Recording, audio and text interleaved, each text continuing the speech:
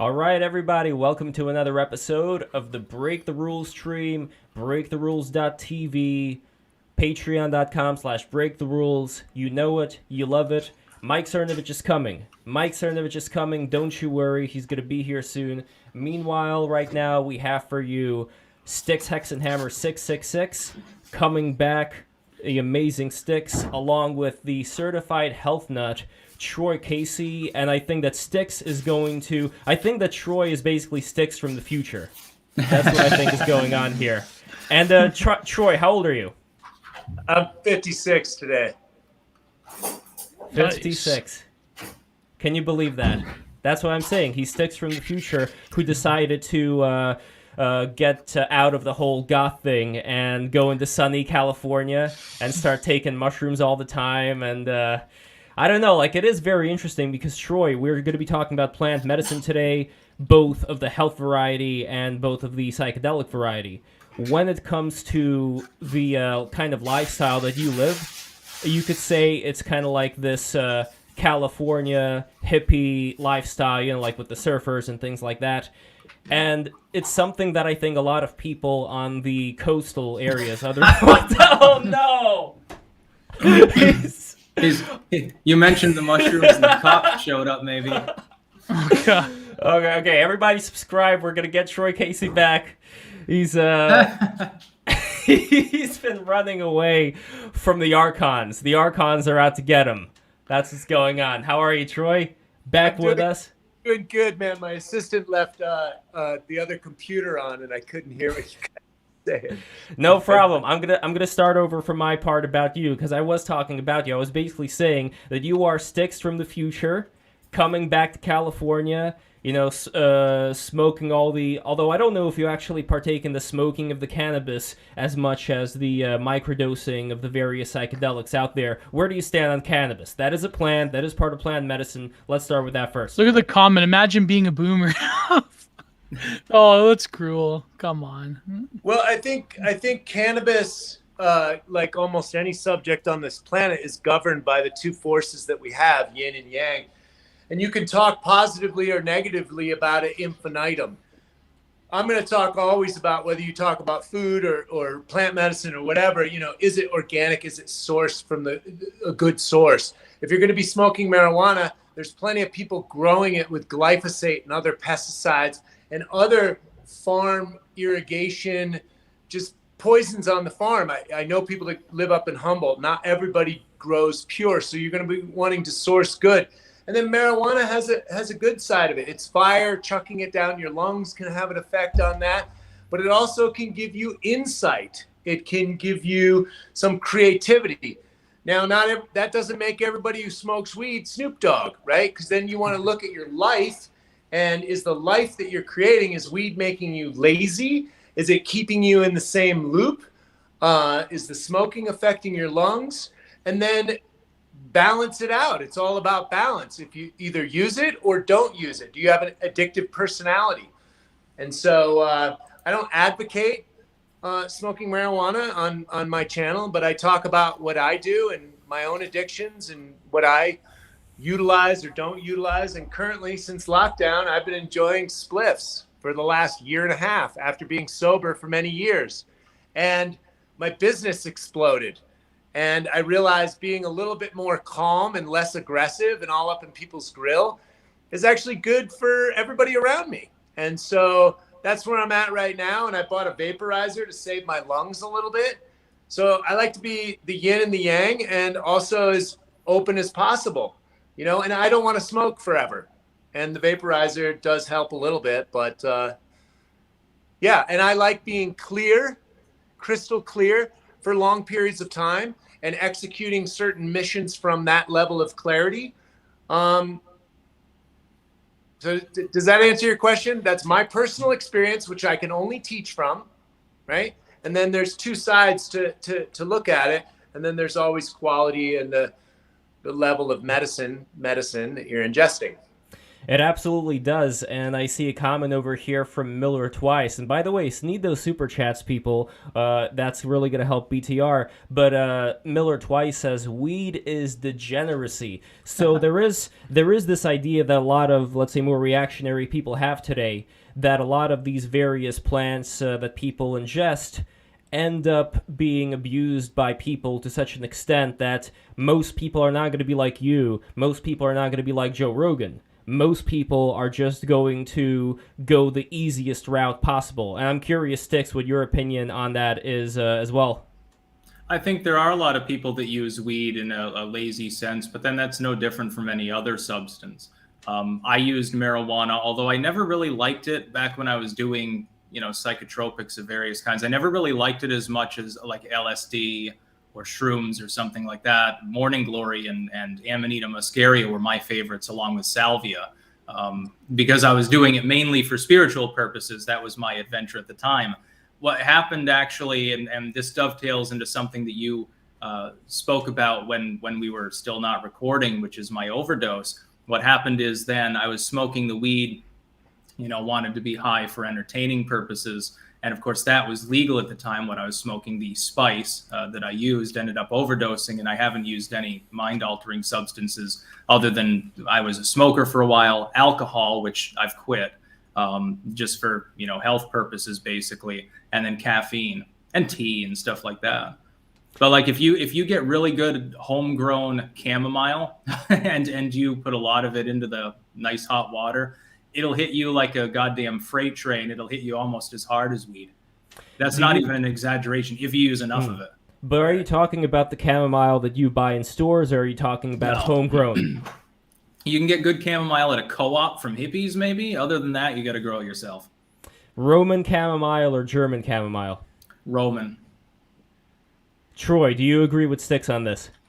Yeah, he's a little advanced in his knowledge on the chamomile. I didn't know the differentiation, but I will make a note of that.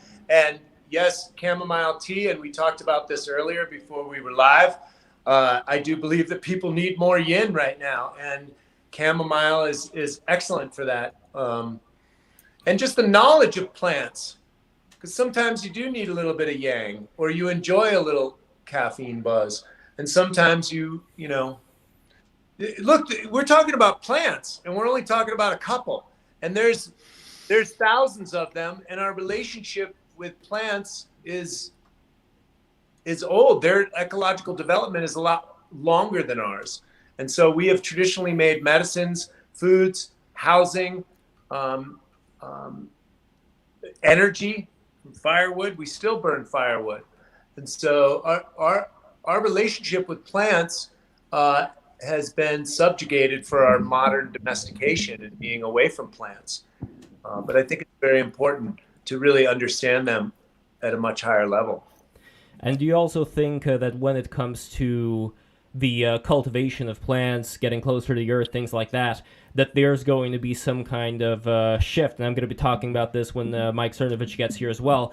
But do you think that there is a kind of shift happening right now where on one hand, you're going to have the pod dwellers, and on the other hand, you're going to have people who forbid their kids from using... Oh, what about my mic? My mic's working. Oh, it just dipped out for a little bit. Oh, okay. You guys hear me, right? Yeah. All right. Maybe check the cord. That could be it. Yeah. But anyway, there are going to be probably people who are living in the pods, and then there are also going to be people kind of like how Steve Jobs did not let his kids touch the iPads, from what legend goes, that there are going to be people out there who are going to start cultivating more gardens, start being closer to the earth, and not go into this VR hellscape. Do you guys see that transition happening?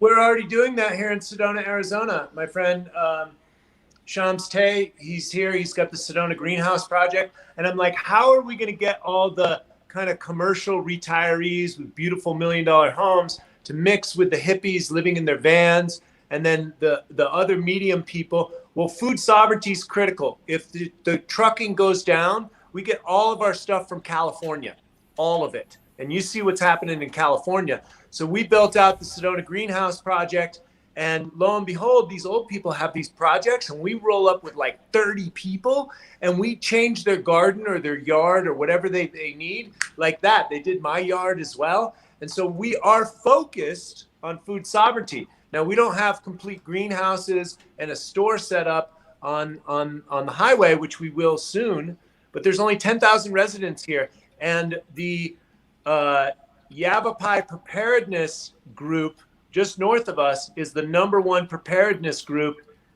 in the country, I do believe. So we are thinking about food and food sovereignty, and we're also thinking about the juniper berries and the other medicines that grow locally here and the Indians have traditionally used. I have a peyote salve. There's plenty of medicine. A lot of Mojave chaparral. I mean, look that stuff up. That was banned there for a little while from the FDA. Why was it banned? I think Dr. Schultz had some information on that. It's anti-cancer. It's anti. Get a whiff of it. It's extremely strong. Is that the stuff that had ephedrine in it, or is that a different? No, that was a different one. No, that wasn't ephedra, which does grow out here in the desert as well, though. These little skinny branches, you can take them off when you're out mountain biking. And so, but there's so many plants that are so useful, and we are focused on that here in Sedona, Arizona. And I'm spreading it out through my social media channels for other people. And there's plenty of people growing gardens. Growing gardens is still semi-normal. Have you ever done any guerrilla gardening? Because like one thing I did is I got nettles and chamomile and a bunch of things growing out beyond the property that my family has in Rutland. And now there's like stinging nettles everywhere, which are great, by the way. You can saute them off, and they're absolutely delicious, and they're full of iron and vitamins.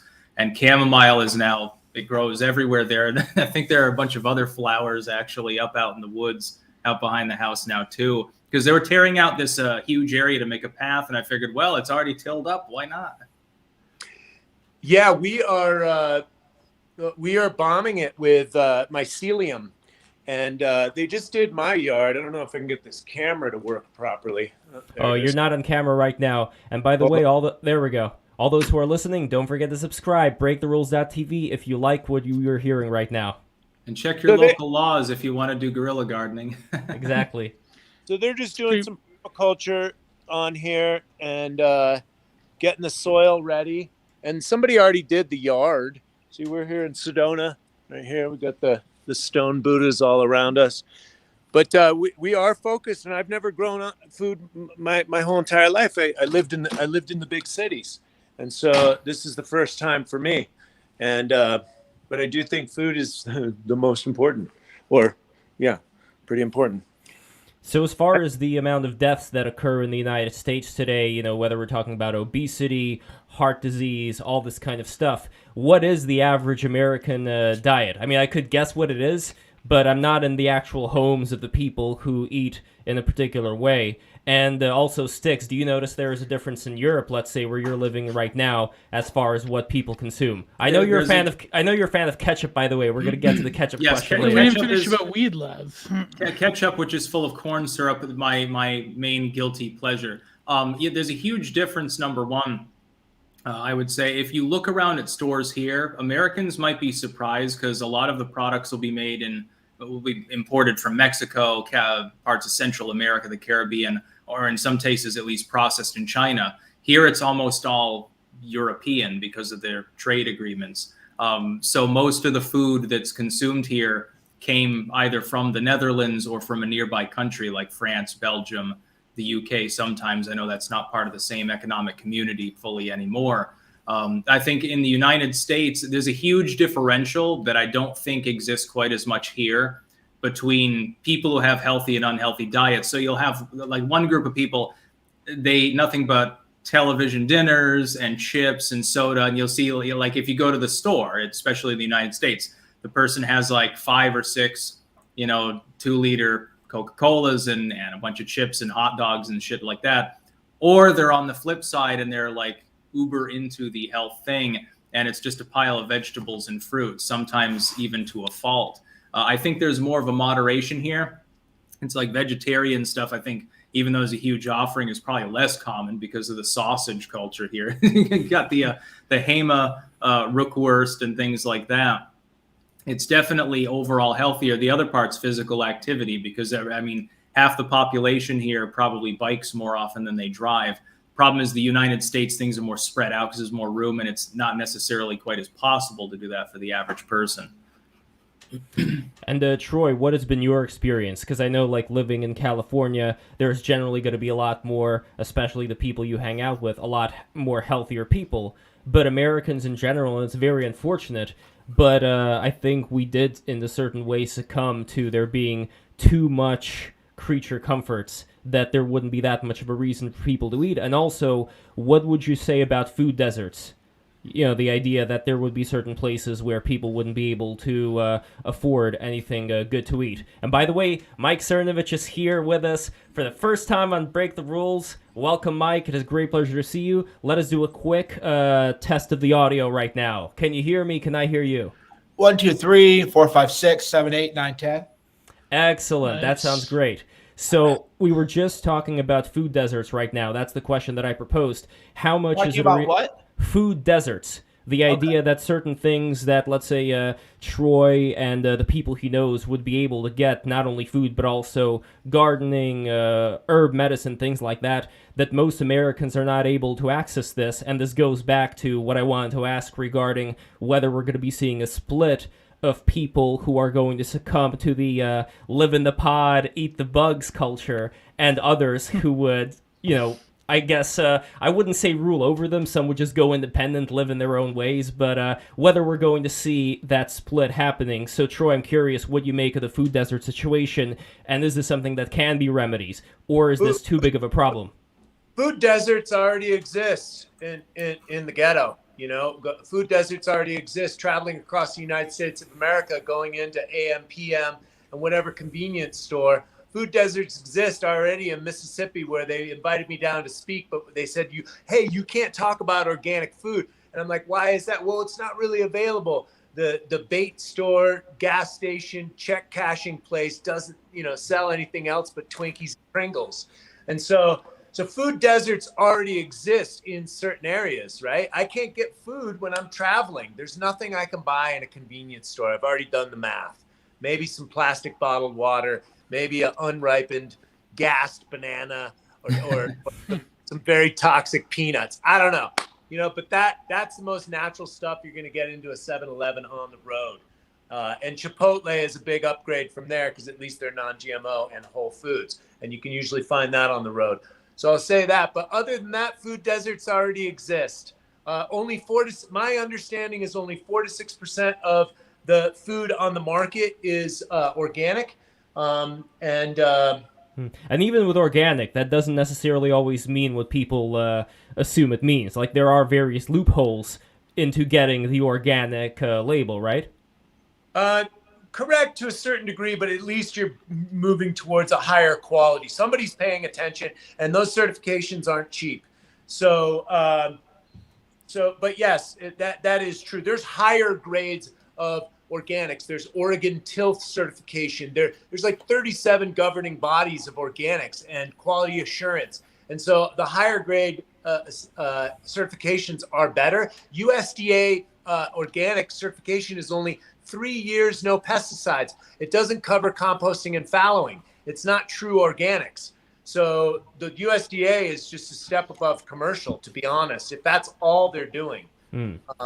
I have a lot to say about food, but food sovereignty and wrapping your head around food and real food is the conversation, because the shit they're feeding people. Let's go back to a baseline.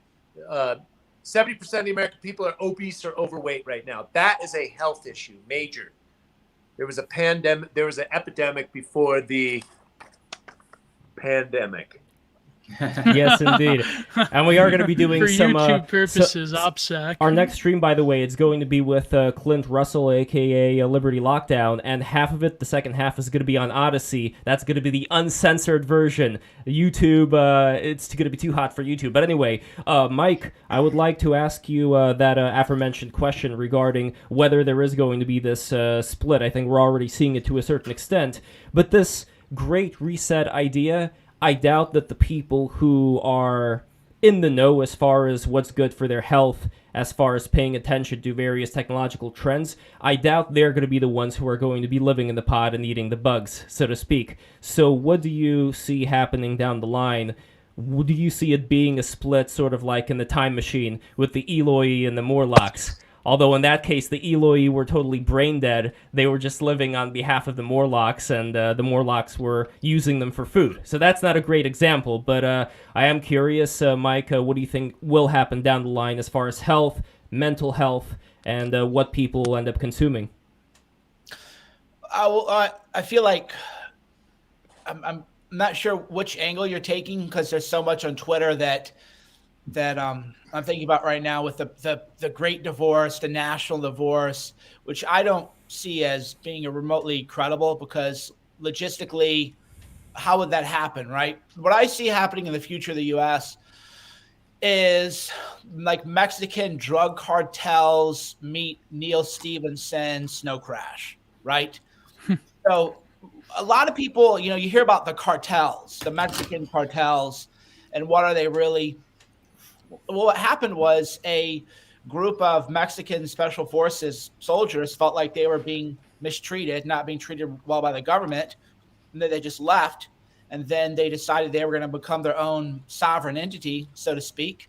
And if you want to be a sovereign, you have to have funding, and that's how they got into the drug business. It started off though as there's a warrior culture in Mexico dating back to the Aztecs and predating that even. And they split it off, and now they carved off Mexico into territories. And unfortunately for me, for all of us, I think that's far more likely to result. There isn't going to be a nifty uniform split where some people have control over here, some people have control over here. It'll be carved up. You'll have cartels carving up the country, which frankly, I mean, there's a great quote that goes something like, amateurs talk tactics, professionals talk logistics. And if you look at the country, you would just have to say, what would it take for a cartel of 250 well-trained people to start cutting off supply lines, right? That's where the government should be, not reading people's tweets and trying to incite people into doing criminal actions or faking kidnapping plots as happened in Michigan. What keeps me up at night all the time is if you just look at a map and you look at the arteries and you realize how fragile it all is, right? How fragile the logistics system is. What would it take? So I don't foresee any kind of clean divorce, clean civil war, because there is no civil war, because we're post that era. We're post that era where here Tennessee decides to secede. Okay, then their internet just gets cut off, right? How do you communicate? Well, your cell phone towers go out then. There's no people. There's another quote. People like to fight, or rather generals fight today's wars using the tactics of the last war, right? So if you look at World War I, they were fighting like it was the Civil War, which was, okay, guys and guns, we're going to run across and get your guns. And if you even look at the Civil War, the end of the Civil War was the beginning of trench warfare. So the Civil War, right as it was ending, they kind of discovered trench warfare. So that's what people are doing now. They're thinking, okay, Civil War, okay, there was a Civil War in the U.S. in 1865, and there was the blue and the gray, and there was a Civil War here. Battlefield of the mind, Mike, and we're dominating fucking social media. This is what we're fucking doing, bro. The fight is on the fucking front lines right here, dog, with you. Well, the fight really, is spiritual, but physically. Well, it is a spiritual battle at the end of the day, and I want to get into the spiritual aspect soon. But before that, just to clarify, Mike, what I mean, not so much a divorce or a split of various factions in the U.S., more of a split, or rather more of a decay of the American dream, more of a decay of the middle class, where there would be people who would be living in more of a ghettoized situation, you could say, in favelas, a Brazilianification, if you will, while there would be a few people that would do their organic farming and would, have this cushy lifestyle aided by technology. Like the movie I'm thinking about, for example, is Elysium. Like that would be an example, although not so much in a space station. More, there would be certain areas that would be protected by private military contractors, and other areas where it's going to be more of a Like Wild South West. Africa, more or less. But I don't know. That may happen. But I'm curious. Do you see something like that happening as well? And this is for everybody after Mike as well. Well, I'm 44, and I grew up more or less as a peasant. A lot of these trends I don't think are new. That you can look at jaw size, for example, and how that correlates to people eating a processed food diet. I luckily avoided that just barely, because when I was poor, it was weird. When I was poor, you didn't get the good processed food like the Little Debbie snack cakes. You had to eat beans and kind of hard food. You would eat pork chops that were like so dry that you could barely chew on them. You didn't Like get boot leather. Yeah, exactly. So thank God I grew up poor, because had I grown up poor 10 years later, then that's when the processed food generation hit, where people are fed the equivalent of dog food, basically. And that was kind of happening for me. But yeah, I remember Little Debbie snack cake. That would be like a real treat. That kind of, wow, you have in your lunch, like you have your packed lunch. You're like, wow, you have those 2 little rolled up chocolate things. You didn't get stuff like that really when I was poor. You had ham hocks. But it was peasant food is what you ate. There's even a whole genre, if you're into food or cooking, called peasant food. And that's because that's how poor people would eat. But now it's more efficient for poor people to eat out of a burlap sack, essentially. So I grew up as a peasant, in a peasant class, poor. My dad depended on a factory job. That one factory in the small town closes down. Guess what? Dad doesn't have a job anymore. Well, guess what? There's no money. Luckily, there was like welfare and food stamps and stuff, which is why I don't, like most conservatives, rail against that kind of stuff, because I've seen how it's used in a normal way. So I think we're already there, and I don't know what would change that, right? So we're already there. We were there in my generation, Generation X, where we're trending there. It's gotten worse now, where I'm so out of touch with men who are, say, like under 25, that they might as well be a foreign species to me. Like I don't understand. Like they're just weak. They don't have any drive. Oh, I don't know what to do with them. Then get a job. I don't know. Like when I grew up, like you didn't have money. You got a job. What kind of job? A shitty job. Like I detasseled corn, waited tables, like just shitty jobs. That's what you did because you wanted money. And now they're like, oh, I can't get this. I can't get that. And I think a lot of that is due to the food poisons and, toxins or whatever people want to call it. So I think we're way on that track. Well, I'm curious, Sticks, whole. do you agree with Mike's assessment here that food is one of the primary reasons why, let's say, I don't know if millennials would be within this group too. I think they would be. Millennials, Generation Z, whether the reason why they can't get as good of a job is inside of them versus there being way more things that they're up against today that previous generations were not. I would say it's a little bit of both. I mean, they can't really compare their plight to the Great Depression or something like that. That would be unfair. But times are certainly hard. The problem is that in the post-boomer generation, everyone got used to everything being available and everything being like almost like a neo-roaring 20s. And now that globalist experiment has begun to fall apart. And millennials especially were told, just get a piece of paper that says that you graduated from any college and you'll start off making $50K a year, which was, a great lie told to them by their boomer parents and by teachers in the state. As far as the idea of like the live in the pods, eat the soy stuff, weakening, especially male individuals among the younger generations. Yeah, that's definitely part of it. People should be eating more animal fats and green roughage, I guess. Another thing, though, and I think this is something that doesn't get brought up enough because there's a lot of blackpilling and demoralization too. A lot of that is relegated to urban centers. A lot of it, like coming from small town America and having been from an even smaller town, not even really a town, those places haven't really changed so much. It's not, bug burgers and soybeans and, people with rainbow colored hair. It really is still the way that it has been for decades and decades. You go to a city, though, it's completely different. I think city living is a bigger problem. I think if we look at the rat paradise experiment, I think it was Calhoun, I think that there's a sensory overload that goes on in overcrowded urban areas that's almost more to blame than even what people are eating. I think that they're constantly bombarded with sex pheromones, and it's feminizing men, masculinizing women, number one. And number two, they are adding insult to injury with their diets and exercise. And some of it you can't blame them because of food deserts, as Troy said, number one, which can be overlapped with those urban areas, at least for the lower classes, especially. But again, if someone, if they're in San Francisco, they're from the lower class. They're sleeping 4 to a room to get a micro apartment, and they have to work double shift at Wendy's. They don't really have a lot of time or expendable income. They don't have the money for a gym membership. They don't have the time or a safe place to go to exercise because they're in hell. And it's called a city. And then I want to get to Gio because I know that Gio has a question. Go for it, buddy. No, not a question. Rather, what Mike was saying about the way that people talk about discourse around national divorce and how, I guess to thread it into what we're talking about, how people approach both the current, I would say, biosecurity state, but also health in general.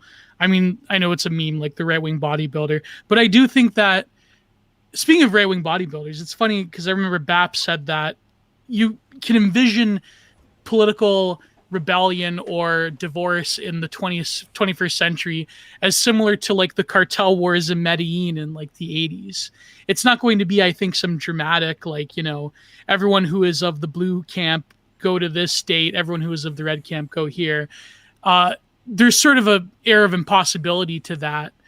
But I really think that the reason these discourses are popular is that it goes back to a lot of like the typical, I would say, Rod Dreher, Benedict option stuff where people can't envision any sort of true political rule because the problems that we're facing are so immense. And I think even the way that people talk about discourse around food and around health nowadays more than ever is sort of similar to that. We can't really envision an alternative outside of the corporatocracy, outside of like, I don't know. I mean, well, I know there's like politically incorrect terms for it, but let's just say, bug world chow, if you will. And I think a lot of this is interrelated, and I really don't know how any sort of solutions there are that are tenable, apart from people radically restructuring their lives to accommodate things like their own food independence and gardening and so forth. Well, so, another thing I noticed pushing back against the future is the picture behind Mike, which I recognize as also being the cover of the Seraphim Rose book, Orthodoxy and the Religion of the Future. So, Mike, I'm curious, have you heard about this book? Yeah, I've been down I've gotten really interested in Orthodoxy as a religious tradition, if only because I grew up and I just always have found Christianity as practice to be like soulless. I think that's why a lot of people in the West would get into more Eastern spiritual traditions, because there feels like there's more substance to it versus like the whole buddy Jesus, give us your money, Creflo Dollar, Joel Osteen. I need a jet. Here's my veneers, and that kind of vibe. It just always felt kind of empty. And I like the Orthodox. I enjoy reading them. I do a lot of reading in the Orthodox tradition now, and they're just very hardcore. I like hardcore people. Personality-wise, I like people who are like, look, this is the way. This is the one true way to worship God. It's going to be a lot of suffering. It's a narrow path. You got to bear your cross. You shouldn't meditate because that makes you feel good, and feeling good is actually not consistent with Christian. I'm like, okay, I'm not sure I'm buying into all this, but I love it. I love Mad Men, kind of. And the Orthodox tradition is hardcore. It's richly argued.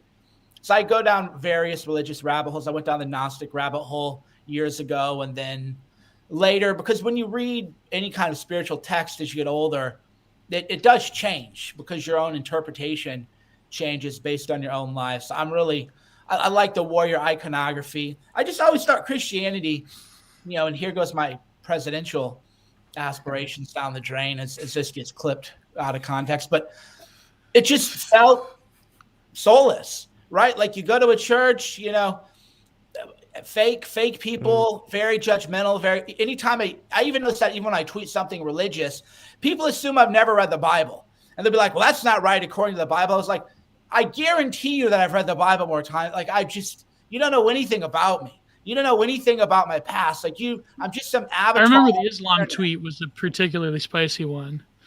Which one? That was the Islam tweet where yeah. So I remember that one. I lost 11,000 followers on that one. So people like to make assumptions, and I saw a tweet about Christianity, and they're like, boom, one verse, and it's like, well, yeah, but there's like 10 other verses contradicting that. So anyway, that's a long way of saying that I find it an interesting religious tradition. Whether I'm going to convert to that or any other religion, I don't really know. But it's interesting. It is interesting, and it does go hand in hand with the subject of this discussion, which is plant medicine, part of which is psychedelics, things like ayahuasca, things like DMT, where people are able to go into what they describe as a realer-than-reality type of state. And the questions that I always think about is, what is it exactly that's going on here? Is it in your mind, or is it actual beings that are interacting with you in this realm of thought? Can I challenge Cernovich a little bit, though? Sure, go just for it. Just a little bit. But then I'm going to go to challenge. Everything was open ended. Yeah. No, I know. I'm just I think that I'm still Catholic for many reasons. To quote Psalms, I hear the whispers of the crowd from all sides, and I'm terrified. And I think that a big problem is that, especially in America, I've noticed like Christianity has really, and religious authority in general has really like let down the people. I think that education within various religious orders especially has been lacking. And I think as time goes on, Eastern Orthodoxy will become more attractive to many younger people who want more of a traditionalist lifestyle. Did you see, I don't want to interrupt you, but I want you to talk about something. Did you see that Catholic, the U.S. Conference of Catholic Bishops thing they issued yesterday? I think I've seen it. Yeah, but go ahead. So pull it up on the timeline. So it's because it's interesting. It's at USCCB, and it's Catholicism, and as you say, churchianity. It reads like a McKinsey and Company statement of principle. So it says, your religious practice should involve innovative outlook, inclusivity, open-mindedness, listening, accompaniment. I don't even know how to say accompaniment, co-responsibility, and dialogue. I'm not looking to church for that word salad, right? I can go, who moved my cheese, right? I can go pick up the 1 Minute Manager. I can go pick up the 7 Habits of Highly Effective People. If I'm looking for something spiritual, I don't want to hear about, because I believe in inclusivity, because we're all different people. And I know that there's 5 different religious viewpoints here, including no religion. And that's inclusivity, but that's not what I go to for spiritual guidance, right? And exactly. This is terrible levels of Novus Ordo right here. Yeah. And what was that word I couldn't even say? Accompaniment. I don't even know what that is. Accompaniment. I guess that means we're accompanying each other.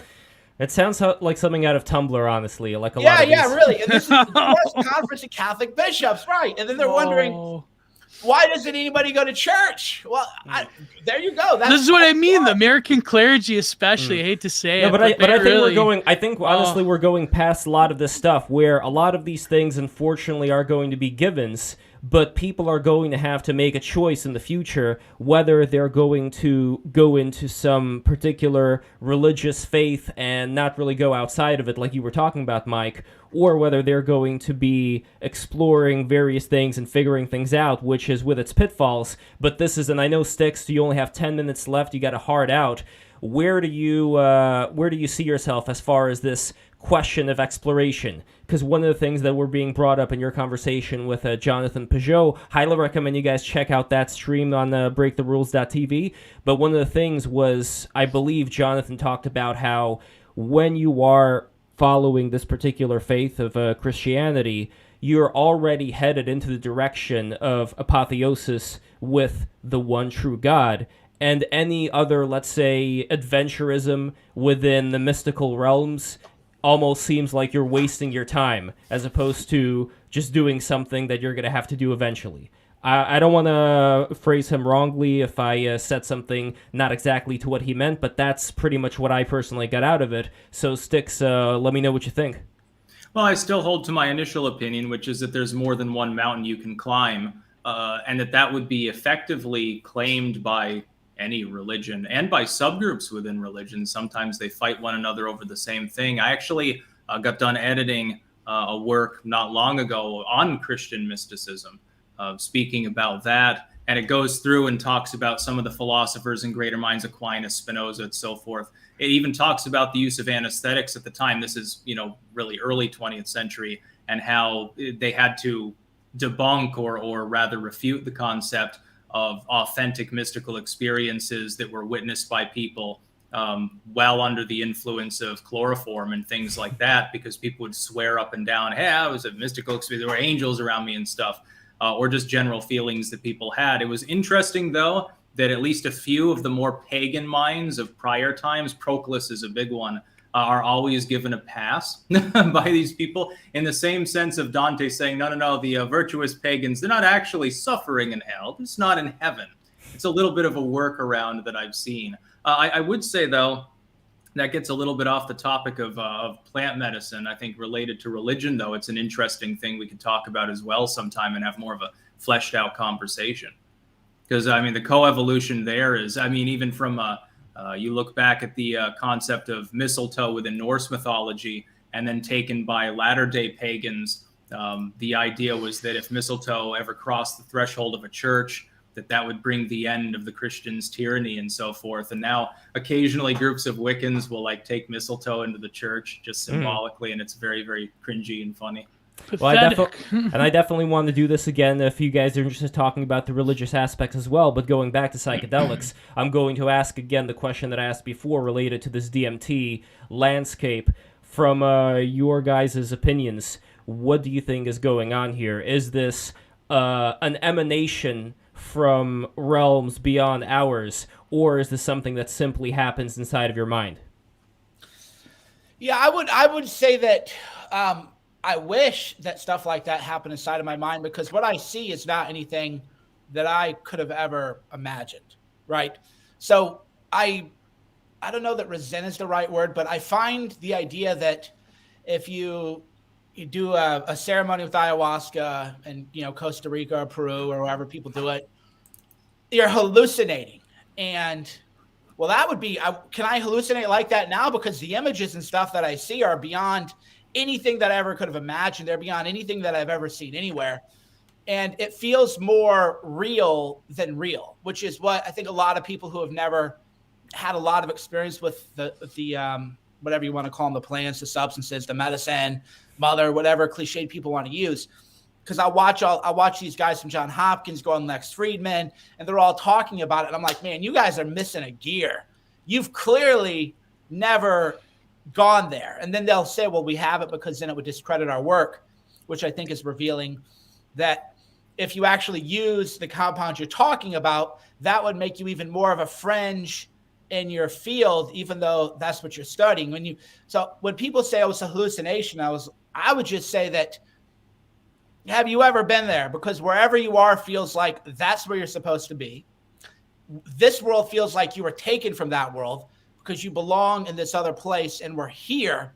So this is the hallucination. Where we're living right now, this reality, or whatever we call reality, is the hallucination. And then wherever you're going to is probably where our souls came from, or our souls when they become embodied in a physical body, and impacts what we see or how we do, or whatever the case is. And by the way, the loophole around hell and how people who would pre-Christianity, how could a just God send them to hell? The answer to that is hell. And I'm becoming more and more sympathetic to this, even though it's heresy. Is hell is when you're separated from divine light and divine love. So hell isn't a place you go, it's a place that you're not. So you're not connected to divine love.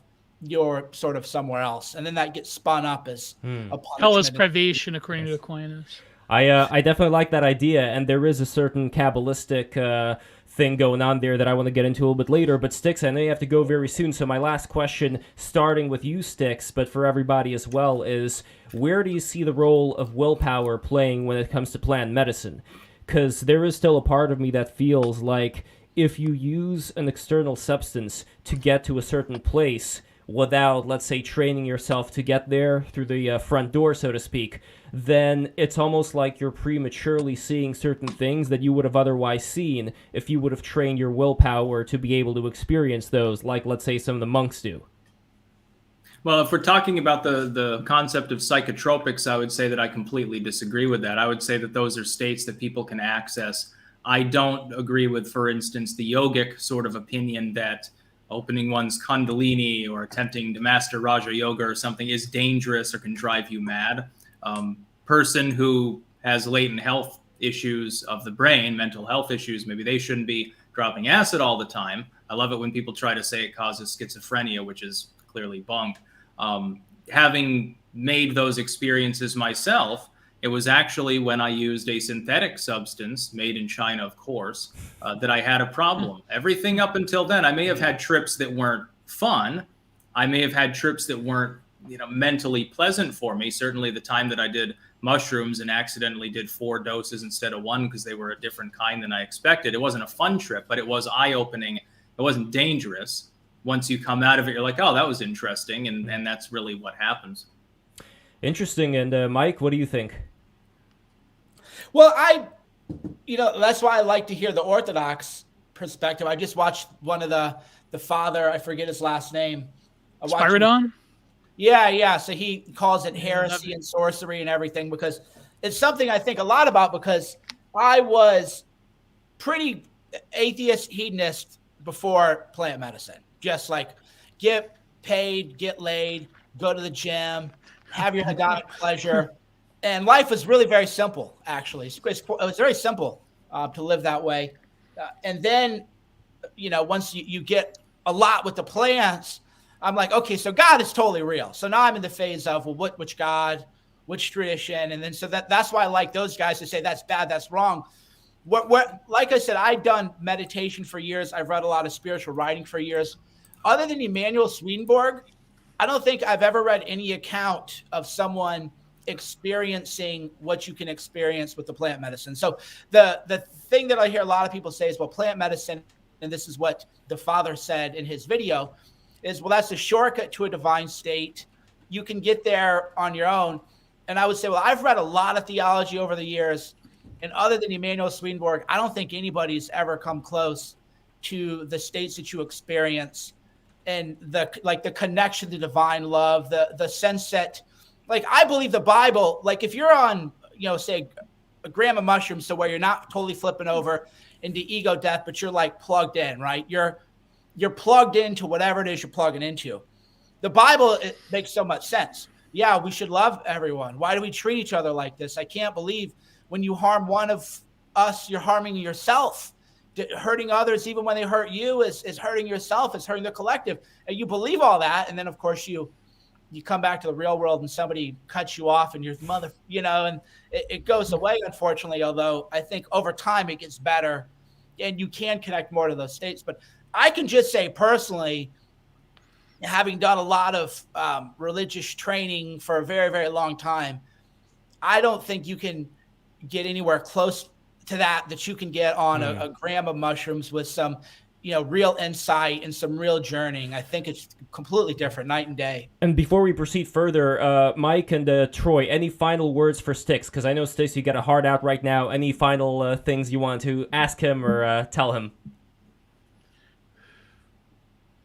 I think Troy's saying something, but he's muted. Oh, yeah. Troy, you are muted. Unmute. Yes, unmute yourself. Yeah. Yes. No, I just wanted to say to Styx Hammer, you're super intelligent, and I'd like to collaborate with you in the future. Same with you, Cernovich. Yeah, definitely send me a DM if you want. Excellent. Well, Styx, I guess that is about all for you, but thank you so much for coming in once again. It was always a great pleasure. Friend. Yes, and now you can discuss Jack Murphy's vegetable choices, whether it's cucumber or carrot. I had to throw that in there. Come on, it's low-hanging fruit. Yeah. We were trying so hard to avoid man. Yeah, I mean, look, the only Well, thing no, that I but would say, not- no, not real going quick, back, the only thing that I would question, say real quick is that I think, Mike, in general, people are yearning for authenticity. People want there to be heroes that they could rely on and trust, and I think that what we can do is just look towards the future and be able to build something that people can say, yes, this is authentic, yes, this is real, but it's hard. You know, this is something that I try to do with Break the Rules as well. But any thoughts, just as an aside, any thoughts just on that kind of building of something that is going to be trustworthy for people in the future, and the thirst that people have for it, especially today, because you're online and everybody's, you know, it's difficult to know what to expect from people. So let me know what you think. I Well, gotta duck out though, Lev. Alrighty, Sticks. I'll see you later. Sticks. Peace out. Peace out. Bye bye. Have you seen those memes? The male urge to defend your property. yeah. Yeah. So the one I haven't seen is like the male urge to tear down other people, and I think that I had that when I was younger, because when you're a young man, you're walking your path. Maybe you didn't have a lot of guidance. Maybe you don't have a lot of experience. So you key into a belief, right? That's why young people are always zealous. Pol Pot, Mao, Stalin, Lenin, Hitler. It's always young men, right, who are like that, because it's like you plug an ideology into your brain, and then immediately you want to hunt down anyone who doesn't live consistent with that ideology, because you're young, so that's really all you have, right? When you get older, you have all this experience. You've seen luck. You've seen great men rise and fall. You've seen bad things happen to good people. You've seen good things happen to bad people. And you become much less certain. I don't know if humble is the right word. People say age humbles you. I don't know that I'm more humble than I was when I was younger, but I'm much less certain. So when I was your guys' age, and especially like my early 20s, boy, I had an ideology and I had an orthodoxy. And if you didn't believe it, I was going to argue with you on the internet all day. And I was going to, attack. And then as I got older, I go, I don't know, man. I don't even know which guy, I'm here watching Orthodox Christians say that ayahuasca is sorcery, and I don't know, maybe it is, and maybe I'm steering people the wrong path by talking about these subjects. But then again, I didn't believe in God before I went down this path. So I'm and I think that's why, and again, that's why the Father was so against it, is I went from pretty certain there's no God. I mean, certain, like not worried about it at all. Heaven and hell, not worried about it. Like I got my life figured out. I got shit dialed in. If you ask me, Cernovich, how should I live? Bro, I wrote a book about it, like boom, boom, boom. So I went from a bundle of certainty to a bundle of uncertainty. So I think the teaching against I think they call it pharmakeia or pharmakia, there's that Greek word, is if you're certain in your faith, this might rattle your faith a little bit. So I always feel this moral contradiction, or am I leading Christians astray if I talk about this? What role? Anyway, so that's a long way of saying that there's a male impulse to tear people down. And the answer is, well, how's that building you up though? Right? Well, I want to expose frauds, or I want to do this. It's like, yeah, I understand, we have all this stuff, right? I understand, because that would be what I would say. Well, I don't do gossip and drama. I'm exposing frauds. This is moral work. And I wrap up my, Elon Musk did a great interview with the Babylon Bee, right? So I wrap up my impulses, my human impulses, with virtue. Because if you're a young man, you want to tear shit down, right? That's just unfortunately the male energy. And it could be used for a lot of good, right? We have examples of people who are in government right now that I'm sure a lot of people would want to, tear down ideologically, not have a lot of these unqualified people in charge right now. And I think the thing that people are yearning for, once again, is somebody that would actually be as close to authentic as possible. But the fear that a lot of people have is that they think that everything is connected. They think that if you are in some position of any authority in terms of, like even Joe Rogan, people would look at Joe and the things that he's doing right now. Some would be cheerleaders for him, while others would say, you know what, like the fact that he's so popular, that means something's probably going on behind the scenes. He's compromised in some way, and they're all in it together. And that's the thing that I think is the real killer today, because people are afraid that no matter what happens, there's always going to be a boot on you at the end of the day, and there's nothing you can do about it. There's no way out of the box. There's no way out of the black cube. Well, there is. And that's where people so on the one hand, people want authenticity. On the other hand, your authenticity will be used against you, right? So authenticity is like, look, I'm not perfect. Here's what I've done. I'm just laying it all out there. And then that will resonate with a lot of people who say, well, I'm not perfect either. Wow, this is pretty cool that somebody would just come out with this. But then other people are then going to say, oh, remember that time you said this? And it isn't even that there's this whole thing with me, a story attributed to me that I copied and pasted from an internet message board. And I I remember that one. Yeah. And I can prove that I copied and pasted it, that I read it and I copied and pasted it. And there's even like quote marks around it. But probably 500 times a week, isn't it true you did this? And it's like, well, no, it isn't true, actually. It's the thing I copied and pasted. But I don't care if you believe that even, because, you can't convince people of falsehood. So even when people say they want authenticity, your critics and haters are going to be the loudest, and they're just going to make stuff up anyway or falsely attribute things to you. So then that's where you just have to walk the path, and that's where you have to use that cringe terminology. But until I find a better terms, and that's what I use, that's where you just got a whole frame.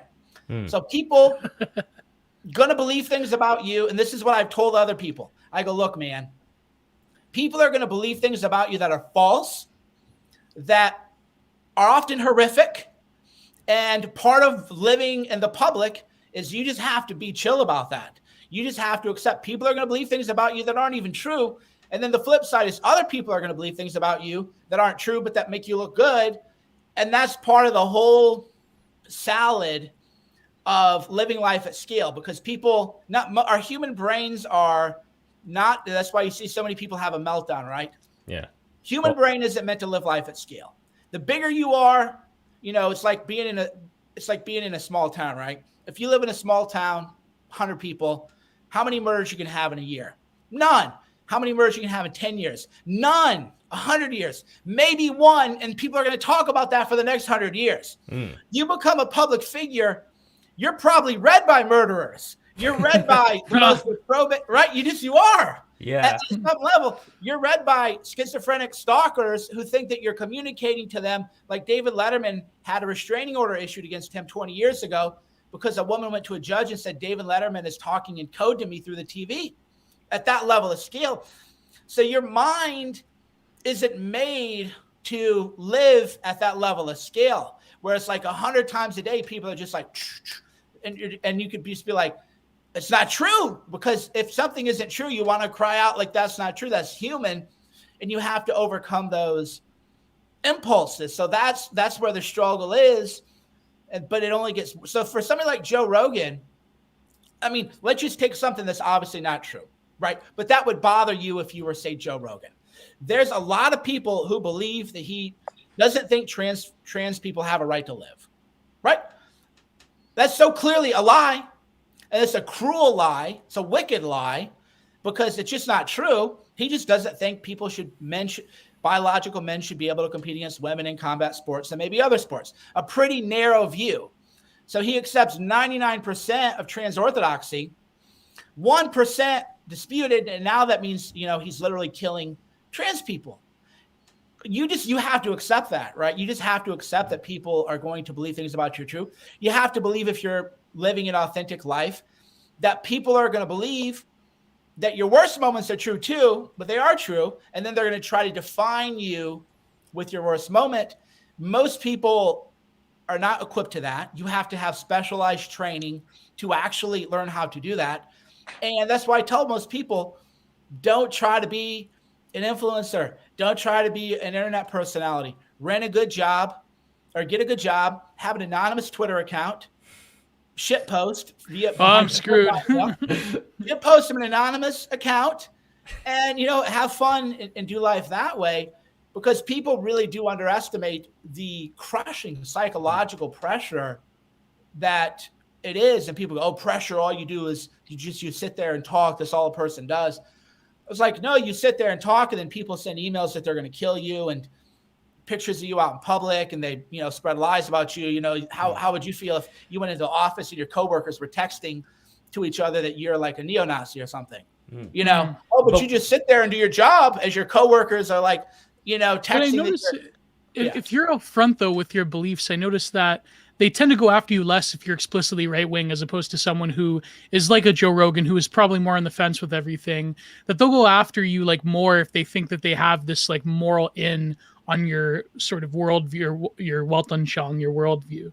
I notice like if you just say, yeah, I'm a right wing Nazi, then it's like they tend to. Like if you Varge pill yourself, they tend to leave you alone. Because they want the right wing Nazis there. That's why I think Richard Spencer goes on CNN. They want there to be people that they could point at, But I wanted to ask you, Mike, before we get to Troy about the psychedelic question, which I have my critiques of. I want to ask you, because you really were an innovator in the sort of what people would colloquially refer to as the manosphere, and with your Danger in Play, with Guerrilla Mindset, you were like, we're one of the first ones. But I've noticed that over the years, you've sort of peeled back the layers on like what we have nowadays. When people think of the manosphere, they think of like some, I don't know, Sigma Grindset, life coach, blah, blah, blah. And you have examples, for example, like Roosh, who has, basically gotten rid of his old methodologies, his books, everything, and has embraced orthodoxy. So where do you stand in the way the manosphere looks nowadays, and where do you stand in your own work in the field with Guerrilla Mindset and your own legacy? And what would you do different? And what would you critique or keep true to what you wrote back then as opposed to now? So fundamentally, it got commodified, it got taken over and commodified and really turned into something different. It ultimately began as the idea that if you're a man, you're atomized, right? You've learned, yes. Right? You exist and you're an atom and you're floating over here and you don't really know how to live. Men are, for the most part, raised by wolves. Even with me, I had a great dad, did his best. My mom, she did her best. Man, I didn't learn shit in school. My dad tried, he got me to martial arts, which was a very, very good thing, but he didn't know anything about money. He didn't know anything about what's a credit score. So there's just a lot of people who didn't have any dads at all, or they grew up poor, or they grew up in suburban America. You just don't know anything, right? Oh, yeah. That's why I feel bad blocking young men who try to correct me all the time. It's like, you don't know anything. I didn't know anything either. The difference is when I was your age, I knew I didn't know anything. So I'd read books like How to Win Friends and Influence People, because you feel sad, how to stop worrying and start living. Because you feel sad and you feel like you don't really understand the world and you feel like you're living kind of a logical life and things just aren't really falling into place and you're trying to figure out like what is going on. So it started out as, hey man, the world ain't what you think it is. The world's a little bit darker than you thought it was. Because most men have a very naive view of the world. Very naive view of the world. That's why you get mad when this is changing maybe, but that's why you get mad at politicians. I don't, because I know that's what they are. They're evil people. Fauci, of course, he's an evil dark priest, right? But when you're a young man, and this happened to me when the whole housing crisis happened, I watched a lot of my friends lose all their money in houses and everything. Unfortunately, I was fine through that, but I watched a lot of suffering. And that was my rage at the machine, right? Remember Rage Against the Machine? But now they're Rage for the machine. So when you're younger, you're a young man, you're pretty naive. You think that the world is like, well, I know life isn't fair. Mama told me there'd be days like this. Life's not fair. But you don't realize how unfair it is, right? You don't realize how unfair it is. So I would have, but I could only do what I could do because I didn't believe in God. So it's hard to say, what would you have said? I would have worded things more delicately just because when you're writing for a smaller audience, because what happens is if you're writing for a smaller audience, you'll shitpost a little bit and then you become bigger. And they're like, he's sharing this information to millions of people. You're like, no, that was like 12 people who all knew me. And we were like shitposting, so I wouldn't have shitposted. That's why I tell people don't shitpost. ever. Even if it's satire and you think it's funny satire, just don't even do that. But otherwise, it was, teaching people, like, if people I already fucked that up, Mike. They can come back. it happens. But Anything. like, if people actually read Gorilla Mindset, there's nothing in there about sexuality. There's a chapter on money. There's a chapter on health and fitness. There's a chapter on self-talk. There's a chapter on mindfulness. So people go, oh, you wrote a alpha male pickup guide. It's like, you never read the book. Like, and that goes back to what I said earlier, is people believe things about you that aren't true. There ain't shit in there about, like, be an alpha male guy going to the bar. It's got nothing to do with that. You just literally, you've never read the book, which is fine, but maybe you don't have an opinion. So it's the title. People imagine gorilla mindset, and they get this image of this big burly gorilla, with all the female gorillas around him, and which was the design of the book, because that's where I challenge stereotypes. Well, why is it bad to be a knuckle dragging gorilla, right? Because that's what people go, oh, you're this. So I would say, because I used to be freaking jacked, and people would be like, oh, you're a big dumb gorilla. Okay, well, so what? I'm a big gorilla. If you think I'm dumb, well, there's memes of you as a gorilla edited. Yeah. So I'll take an IQ test anytime. You guys, anytime you guys want to take a college test on philosophy or something, let's see who can write a better essay, and we'll post that shit to the internet, and we'll just won't tell who wrote it, and we'll just see who wrote a better essay, and we'll put money up for charity, motherfuckers. But that though, it's a gorilla mindset side. The gorilla mindset side is, I'll do a podcast and cry because I'm so overwhelmed with love and realize how connected we are, and feel like, oh, here's Cernovich crying, and not care. But then the other side, the duality of man, is to say, yeah, I'm crying, motherfucker. You got a problem with that? Talk shit, Come on, talk shit. Talk your shit, right? So the idea is, why can't you have the duality? Why can't you have the duality of, so I only focused early on one side, that side that most men need, which is, look, you're kind of pathetic. I was kind of pathetic too. You need to just not be pathetic. And then here's how to do it. And then I'm at the phase now where I want men to be strong enough to love. But where I go wrong, and where maybe people like Lev or Troy or you, Gio, would disagree, is I think you have to earn the right to love. I don't think you can just be I'm love, namaste, yo, all is ego. No, you're a pussy. Yeah. You're afraid to take action.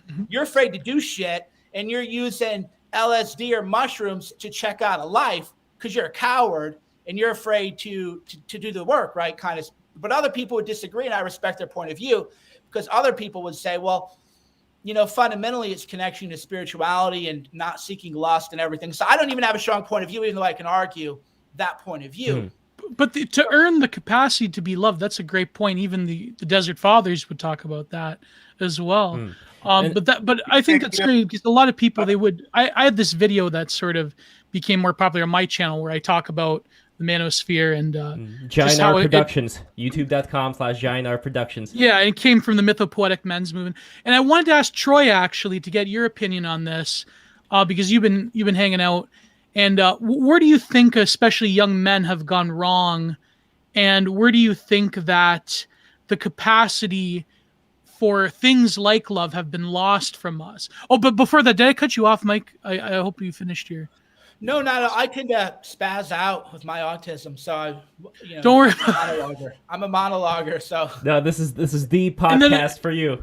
And then I wanted to also get back to health. I wanted to ask you about one thread you did, but Troy, please go ahead, my friend. Let's see if we can wrap this all up with all the questions that have been asked. The rites of passage is missing for young men right now. What psychedelics did for me was help me realize that I don't know much at all. I know that all the ancient sages have basically said, walk the middle path or the razor's edge. We have two forces that govern everything, yin and yang, and the vacillation between the two in the third dimension. The rites of passage is missing. We lost the way from natural law, the things that actually govern, the law of polarity, the law of correspondence, the law of cause and effect, and really our basic understandings of maxims and axioms.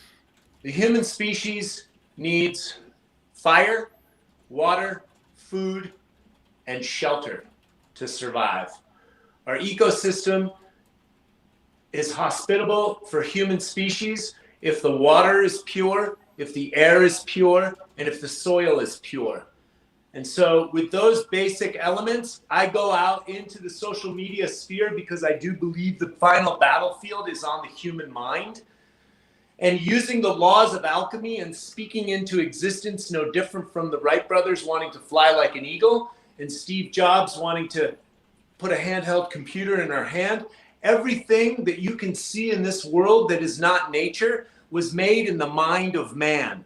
I truly believe that we can harmonize this planet and live in balance in a sustainable way that aligns with biomimicry, not global warming and climate change, because those are politically and economically hijacked terminologies.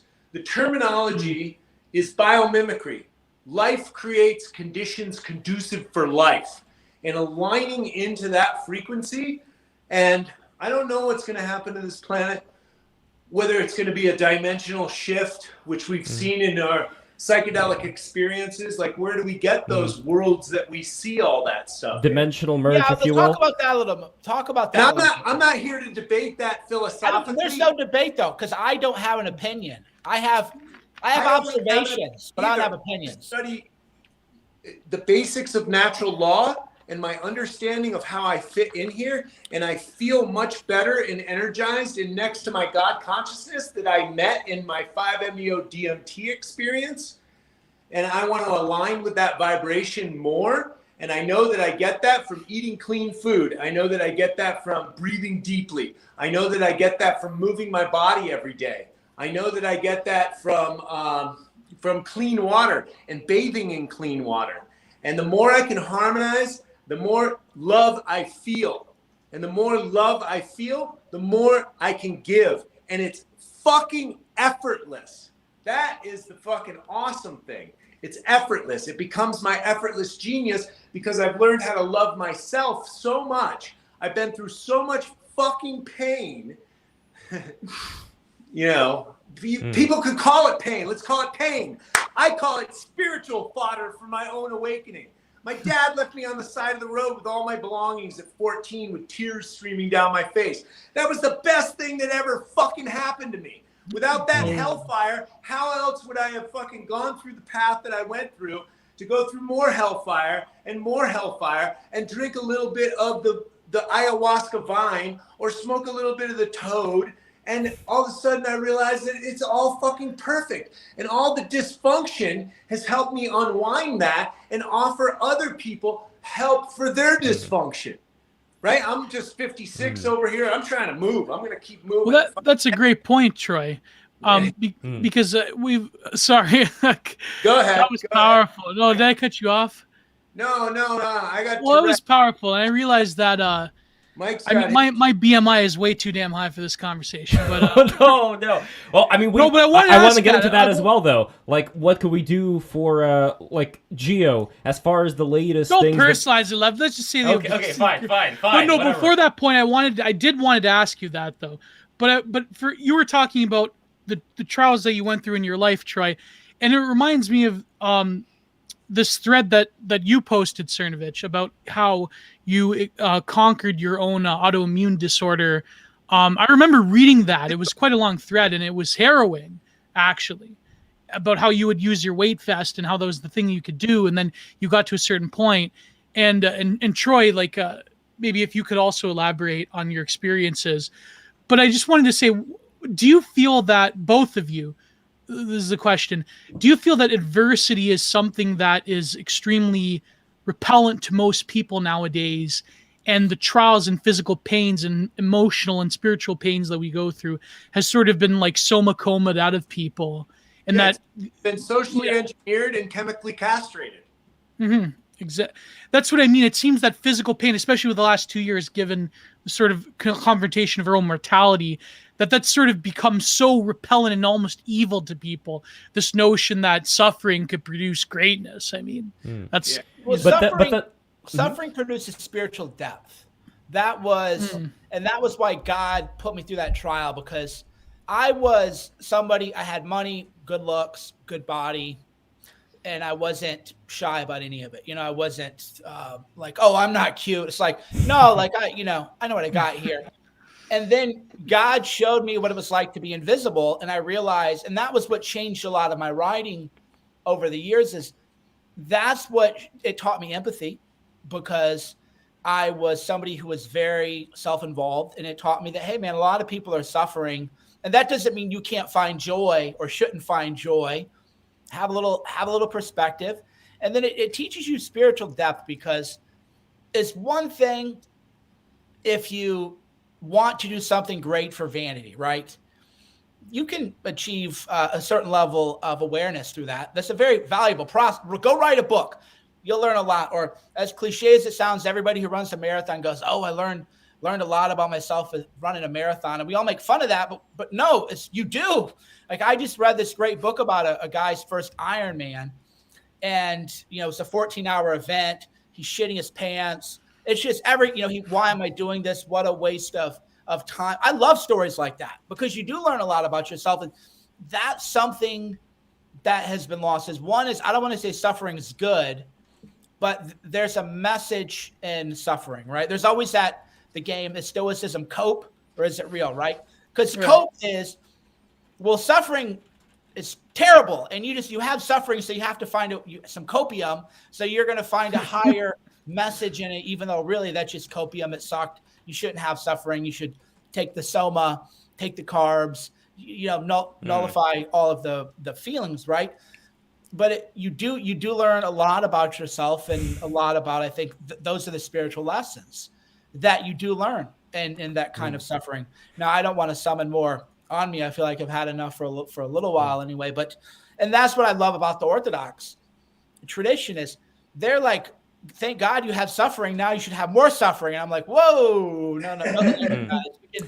You monks can have more. I'm trying to not suffer. But there is still this question, though, going back to psychedelics. There is still this question for me of willpower and what it means to go through life where you end up with these particular spiritual experiences without the psychedelics versus with. And if we assume, for example, that reincarnation exists, and if we assume that there is a certain balance to the universe, then part of me thinks that whenever you get something without applying some degree of willpower, and I think circumstance matters. I think, for example, somebody who is in genuine depression and they take 5-MeO DMT and it tremendously helps their life, that there is zero wrong with that. But then when you do have somebody who does have the resources to be able to utilize certain inner strength, but decides to, well, why don't I supplement myself with this? I don't think this is any death sentence by any means, but I do think that there may be some balancing out that would have to be done, whether you're talking about a next life or whatever happens to come. So I'm curious what role you see of human willpower in this general experience of existence. I postulate you can't do it wrong. One's going to help you, one's not going to help you. You're not going to get it, but all roads lead back home. So I postulate you can't do we it. have a comment. And I wanted to say on the other thing, the rites of passage, the deep psychedelic journey can often be the hero's journey that we don't have in our society. And you see that a lot in the ayahuasca community in the United States and the hipster communities. People, they shift what they're doing, whether it's better or worse, I don't know. That's to be determined, but that's happening in the city centers a lot. A lot of people are drinking ayahuasca and waking up to something different. I think that's a big part of the awakening that we're seeing. The center I worked with in the Amazon for years, they would take in people from Europe and Asia and the United States all the time. So, and in terms of it not taking willpower, Troy can tell you this. I can tell you this. One thing I never do is I never talk about how many times I've done ayahuasca, because every time you go to a ceremony, there's always that guy, and it becomes like an ego thing. Oh yeah, well, 10 years ago, we had to hike 5 hours in the jungle of Peru, and here's how we took it. It's like, shut up, bitch. Burning Man used to be cool, bro. Yeah. Madison. But I will tell you, it doesn't matter how many times you've sat with it, as you call it. If you don't think it takes willpower, sit with the tea and think you're about to take it. Everything in the world tells you not to take it. What are you doing? Your life is fine. You might go crazy. And I fucking get it down the neck.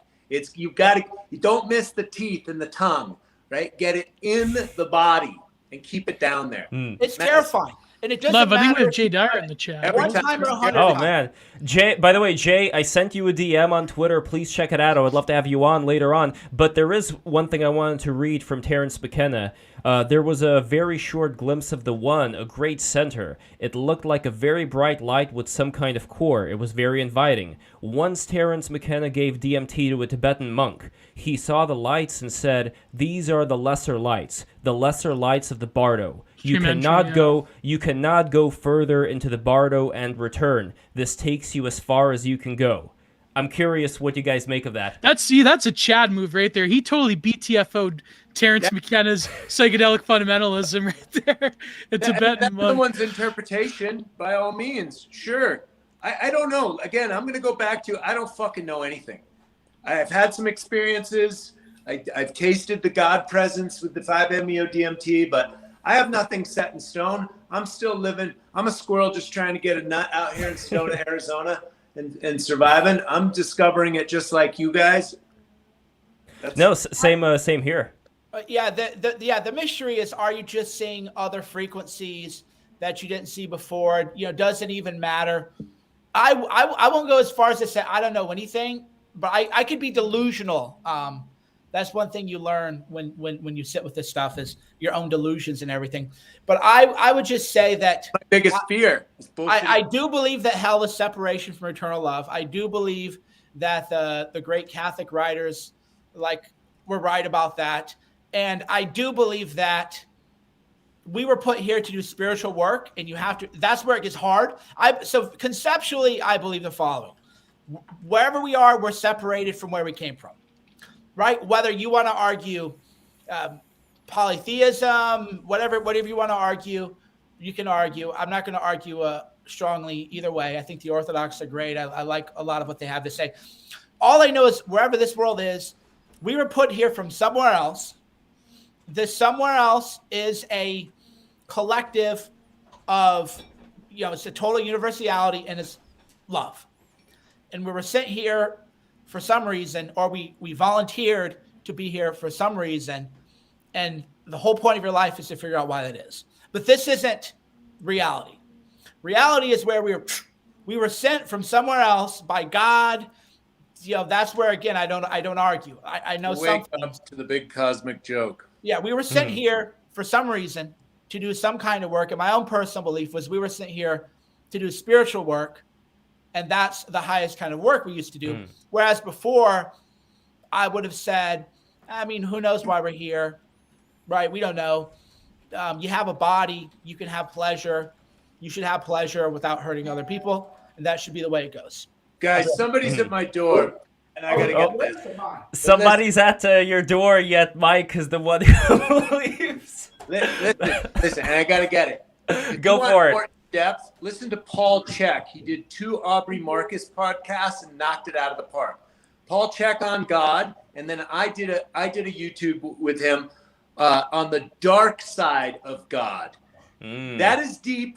You guys listen to that and get back to me. I got to go get the door. The left hand of God. This is an opportunity, by the way, to tell everybody who's listening. If you're enjoying this conversation and you want to help grow this thing, patreon.com/breaktherules. That is where you go. When you become a patron for $10, you are going to get the audio of the streams before they come out to the general public. You are also going to get exclusive Patreon-only streams where you are going to be invited to take part in them. You are also going to get, for $20 tier, a very beautiful work of art from my father, Alexander Polyakov. So my father, Alexander Polyakov, he makes these ridiculously beautiful magnets, wooden magnets, absolutely high-quality magnets. I'm going to put the pictures over here for all you guys to see.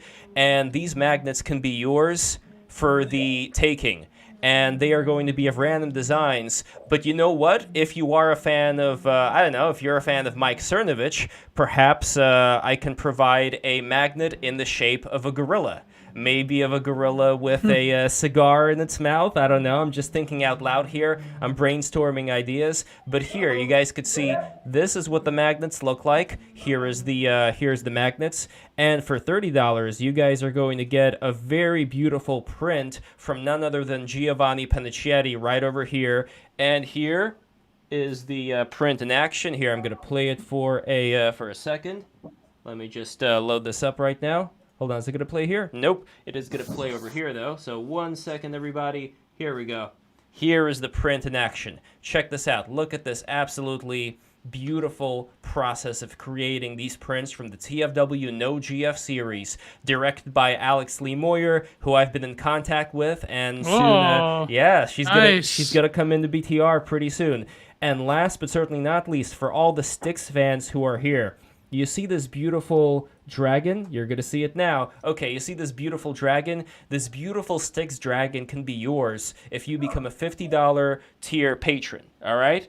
And when you become a $50 tier patron, if you're not a fan of Styx but still want something, you can get a custom wooden magnet, high quality, whatever design within limits, of course. You know, it can't be something that cannot be easily created in wood. You're also going to get the Warhammer 40k figures, another beautiful from Jules Hamilton. You're also going to get a very beautiful painting from Giovanni Pennacchietti in the Bob Ross style. And you are also, on top of that, going to get a custom print of one of the thumbnails that my father painted, as well as our undying love and gratitude for you being able to do what you do, as well as for Troy doing what he does. I am incredibly inspired to have all these amazing people here, like Styx, Troy, Mike Cernovich, being able to express themselves and put all the pieces together. I'll give you guys my Ripped at 50 digital book. You guys can give that to all your viewers. Oh, man. Nice. Troy. Wow. Thank you so much, brother. I am incredibly appreciative of that. And guys, this is how we help each other grow. You got millions of followers or what? One day, my friend, one day. We'll have millions of followers. But how can anybody who wants to read it? So maybe Lev, if you can get the link from Troy, or how does this work? Absolutely. Troy, please send me the link on Twitter, and I shall send it out to the people on Patreon. And also, if you have a preview link, I would love to send that one as well. And by the way, Mike, since Patreon as well, people absolutely certified help, not Patreon, and then I'll give you guys the book Ripped at 50: A Journey to Self-Love. So I wanted to ask you about. We were going to talk about the obesity crisis. In this chat right now, the obesity. Never mind. But before that, I wanted to just cap off what we're talking about with this passage from Jeremiah. And it's very exciting to see Jay Dyer in the chat. I've been a fan for many years. But let me go by saying, so this is from Jeremiah 17:76, 7:6. Blessed is the man who trusts the Lord, whose hope is in the Lord. He is like a tree planted beside a stream. It fear not the heat when it comes; its leaves stay green. In the year of drought, it shows no distress, but still bears fruit. So, to trust in the Lord is like being a tree near a stream in times of drought. And I do believe that we are in times of immense spiritual drought. And if we can have that inner source of divine nourishment, I think that, to me, is what really is important. But it seems that nowadays our minds are so focused on current events and our sort of regime of biopolitics, if you will. I'd like to share. Incredibly difficult. Sorry, go ahead. Go ahead, Troy. I'd like to share how I found God after my divorce in 2017. I was living in my bachelor pad, sleeping on the floor at 50 years old, and clearly I didn't know what was going on. So I asked God, all right, I don't know how to pray to God or anything. So I said, all right, if God's up there, I open my heart and I allow God to come into me. And like, that was it. Like something super Neanderthal, like, and that was it. And then you know what? I felt good. I fell asleep, no anxiety, no depression. Tried it in the morning. And then I just got into a little routine like that. And whenever I fall off and start feeling like shit and anxiety and depression, open up my heart, let God in, and call it a day. I think Joe Dispenza has a whole fucking curriculum around, opening up the quantum field and all that stuff. Good. And when you say, and so it is, because I fucking say so, and that's it. So that's my little shortcut path to spirituality. There is also that was really well said. There is also the Kabbalistic approach, which I think is pretty similar, where they talk about the entirety, meaning God, being this infinite light, in which a certain area of darkness was designated for the purpose of being able to have beings with ego experience existence apart from God and go back to God. So when we look at the universe, we see like this blackness, and then we see these specks of light everywhere, and that is in a way this light that's being generated from the receiving light of God. You're going to love the Paul Chek stuff I sent you to, the Aubrey Marcus podcast, and then my podcast on YouTube with The Dark Side of God. You're going to love it. You're going to love it. Absolutely. But the thing there that I find being repeated this sounds is very that heretical, Troy. Well, I don't know about that. Well, no. Here's why it's not. Because I think it relates to what we're talking about, where you have to transmute your desire to receive into the desire to give. That's the whole basis of Kabbalah. The idea of being able to go from that state of only subsisting on these sensory pleasures into the state of being in the spiritual realm, which to me means giving, being somebody who does not really care that much about whatever they end up. You got to fill that cup up though first. That is true. Fill the cup up first. You got That nothing is true. to give. But filling up that cup has to be properly filled up. And the problem today is we have all these kids online we have all these kids online that are getting filled up by various demagogues, by like the Hassan Pikers of the world, if you will. All these online socialist pricks who all they do is, I think they definitely poison the landscape to such an extent. And again, I don't want to be political Hey, that's here. what I'm here for, bro. I mean, at the end of the day, I could talk philosophy and I'm intelligent, but I just like to talk shit and crack jokes. That's that's very important. But in general, though, how do we get people out of this state of, I don't know, I don't want to go down the whole SJW rabbit hole, but all those bread tubers being paid off now, Lev. Did you see that Gray Zone article? Yes, exactly. But we still have true believers, who believe that socialism is the way. But in general, though, we have all these young people. They're not given good role models. And the Clearly problem it's not. The Kardashians prove that socialism is not where it's at. No, but what exactly do we have? We have people listening to the Kardashians. We have people who listen to the Hassan Pikers of the world and the AOCs. And then we have a lot of people, well, not a lot, but generally like a lot of young men who end up going into the reactionary sphere. I mean, one thing I think, Mike, you noticed yourself is that the people who are engaged with a lot of this, let's say, much more base and red-pilled kind of Christianity, like Gio, for example, they are within the sphere that's, it's very close to becoming a bubble, which I'm trying to also prevent in a certain way, because I don't think it's healthy for anybody to be in any kind of bubble. And what do you think we can do to make sure that there isn't going to be this further separation of people who decide, you know what, all these people are so full of shit, then we are just going to be in our based and trat-pilled lifestyle bubble, and nobody can tell us anything that's contrary to what we believe? Well, the bubbles are good if they're truthful, right? If anything, I'm pro like silo. Don't let Satanists in the Catholic Church, or else you end up with that kind of nonsense that the Catholic bishops issued, where it sounds like they're working for BlackRock or something, So in a way, fellowship should be exclusionary. That's where the issues become complicated. Those are the issues I struggle with. How do I X with society?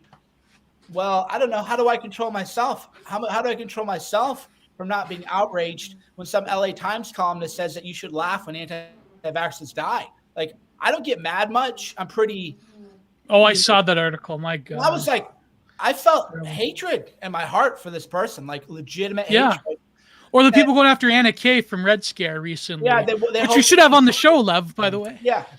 So the issues I struggle with are, recognizing that when I feel the hatred, first of all, ask why you feel that. Where's that coming from? Is that coming from a good place, a bad place? Is there a lesson in there? 2 is not really give into the hate, but still let people know this is a scumbag and this is the people trying to remake society.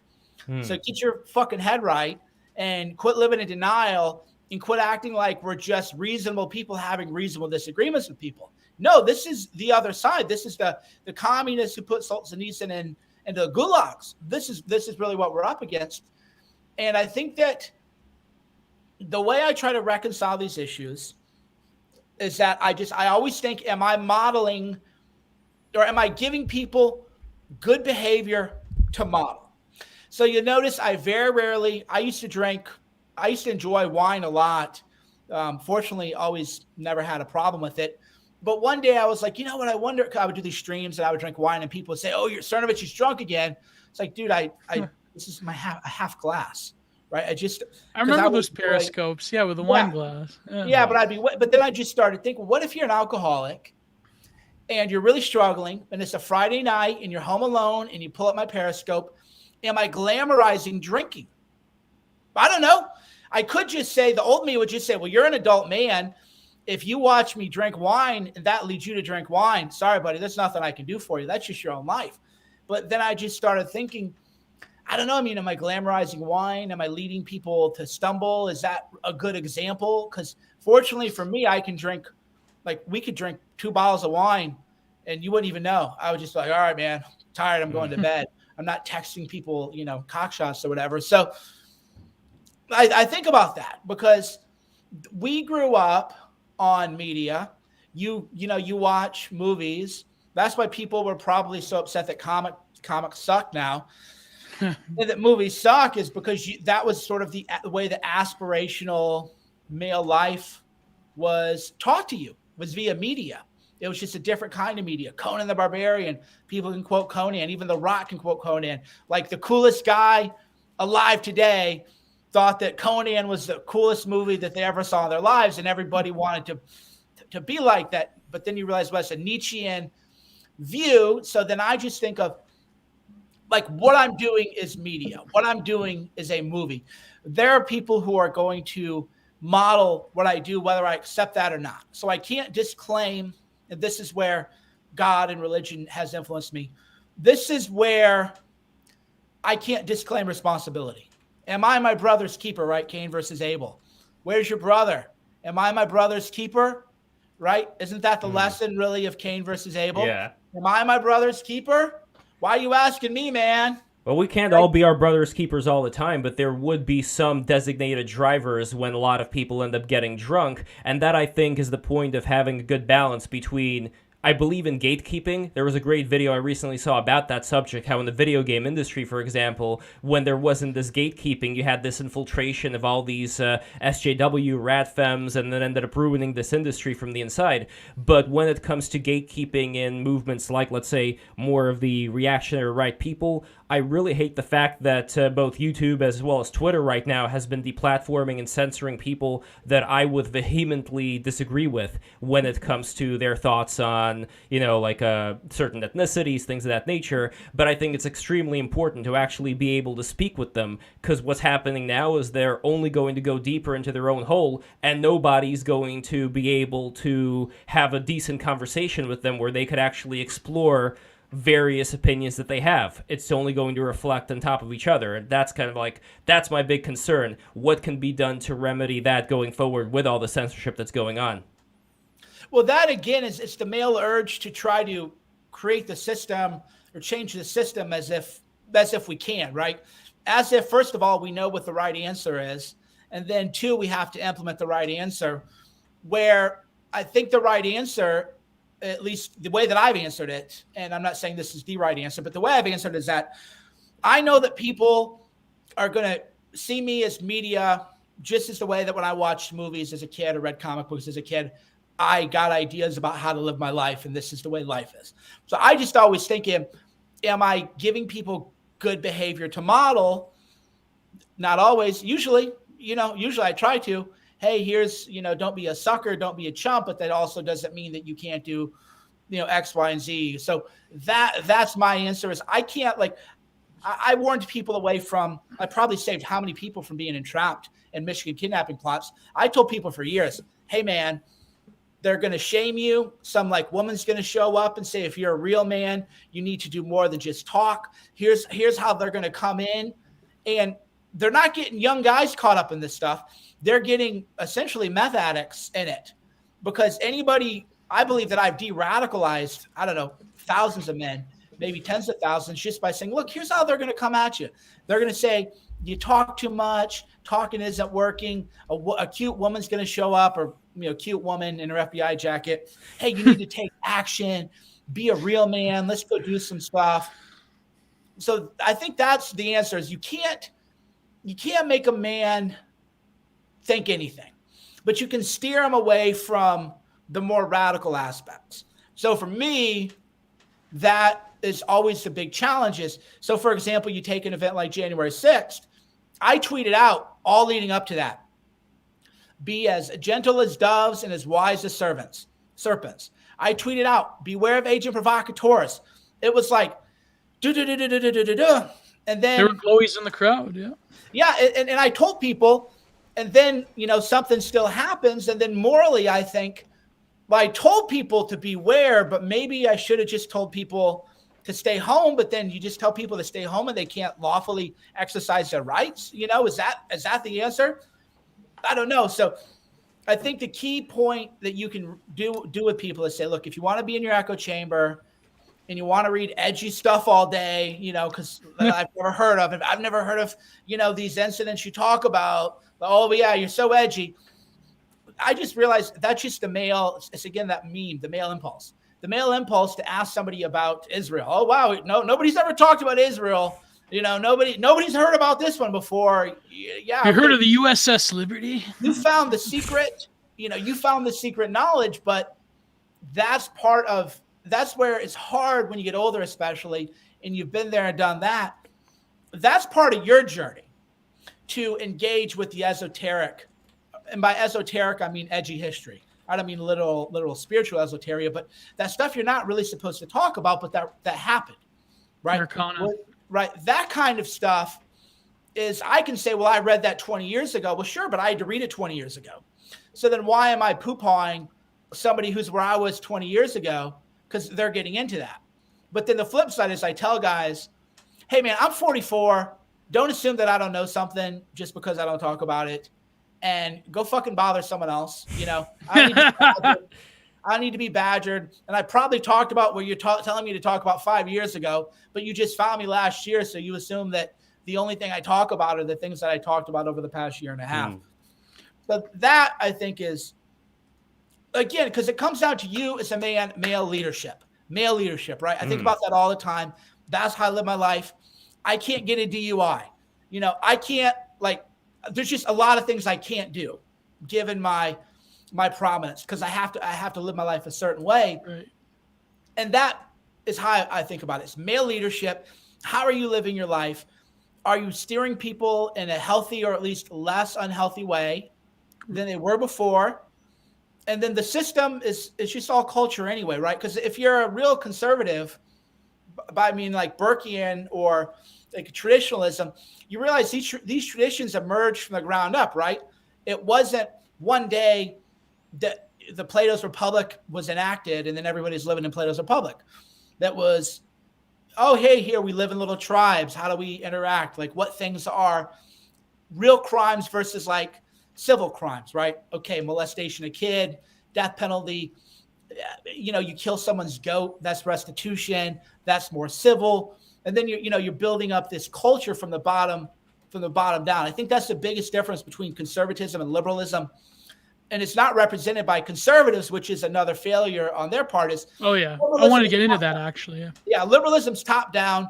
I'm AOC. I've done shit in my life, but I know everything about life. Here's how you're gonna live, because I know things. Because I'm 29 and went to Boston University. Is that the definition of a classic liberalism, or whatever people today assume to be liberalism? Because I feel like that term has just been, completely discombobulated over Carl's time. Bad posting. Yeah, but off Twitter, no one knows what classical liberalism is. The classical liberalism was how liberals rebranded, but without trying to fully strip themselves of their political identity. It's just like Joe Rogan pretending that he's a liberal. Shut up. You're not liberal. He's reactionary now. Get out of here. You know, you hunt, you like guns. You think the government shouldn't have all these mandates. Like, you can call yourself libertarian, but you're not a liberal. But people don't want to shed those identities. But historically, didn't liberal mean exactly that stuff that Joe Rogan is doing? Down. But no, it didn't. Liberalism has always meant top down. So yeah, from its inception, it does. Gay marriage failed in California in 2008.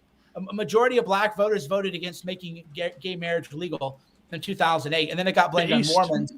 Yeah, but this is objectively true. Gay marriage failed in California, the most quote-unquote liberal state in the country. So then they had to go to the Supreme Court. An activist judge. The Supreme Court said top down, gay marriage should be allowed. Therefore, you're going to have gay marriage. Abortion, that's why they fight it in the courts. Abortion wouldn't exist in a majority of the states. In the states where it would exist, it would be more like the European model, which is first trimester. Anything after that's a little dodgy. You know, in America, we love, socialized healthcare. Look at how they live in Scandinavia.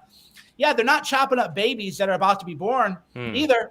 They're not doing that sick stuff either. So if you know, they have more rigorous laws in Scandinavia against that's what you would have in America. Well, looking over here at the liberalism definition in Britannica, it says. Oh, by the way, Troy had to go. So thank you. Thank you so much, Troy. On again. So it says over here, it's a political doctrine that takes protecting and enhancing the freedom of the individual to be the central problem of politics. Liberals typically believe that the government is necessary to protect individuals from being harmed by others, but they also recognize that government itself can pose a threat to liberty. So that doesn't really sound like the liberalism that's being touted today. That's kind of my point here. That was never liberalism. It was a view that I've come around to, and I think is indisputably true, that I thought was a crank view, was that the ACLU never cared about free speech. They just wanted to blaspheme God, so they wrapped it up in terms of free speech. And now that you can blaspheme God and get away with it, now they're not so interested in the free speech rights of people like you guys if you get banned from Twitter or if you couldn't get a permit or at some kind of event. You don't see them talking much about January 6th and how people are being sued who organized a peaceful part of the protest by the city, right? Government entities are suing private individuals who engaged in no violence for organizing an event that was either by government or other means directed in a way that it wasn't supposed to be. And governments are suing them, and where's the ACLU, right? Well, the ACLU never believed in free speech. That liberalism was always a Trojan horse. They just wanted to be able to blaspheme God and take God out of schools and make the country godless. And defend NAMBLA, which they did back in the 90s. But now they're like, people are being sued for organizing a peaceful protest. Well, you can't expect us to take a stand. So liberalism has always been top-down edicts from the high priest class. That's why they love the Supreme Court and they love judges. Oh, yeah. And then conservatism has always been community-based, bottom-up, organic culture. So I tell people that if I'm conservative in the sense that I believe that culture is mimicked. Culture is something that you learn from participating in a society. You learn from watching from other people. So if you want to change the culture, you have to change it from the bottom up. You can't get that edict from Justice Sotomayor, who claimed that 100,000 kids are on ventilators, whatever the hell she said, but that's liberalism. Is I know things and they finger wag and they create a top-down worldview, and conservatism is no, you have to culturally. That's why conservatism was federalism, right? That's why they say we don't talk about federalism anymore, but that's why federalism was conservatism. Is, hey man, let California be a dump. But if in Texas they want to say that you can't do that shenanigans, then you can't do the shenanigans and you can kind of move and see which is a better state. And then the Supreme Court says, nope, we're liberals. John Roberts is a liberal. And I mean that in the sense of orthodoxy. John Roberts says, no, Texas and California, they both have to allow gay marriage. They both have to allow partial birth abortion. They both have to allow, neither of them have the right for Second Amendment or whatever the case is. That's that top-down edict. Whereas the conservative view is, and this is me and it pisses people off, I don't care what's happening in New York City. I honest to God don't care. Why should I?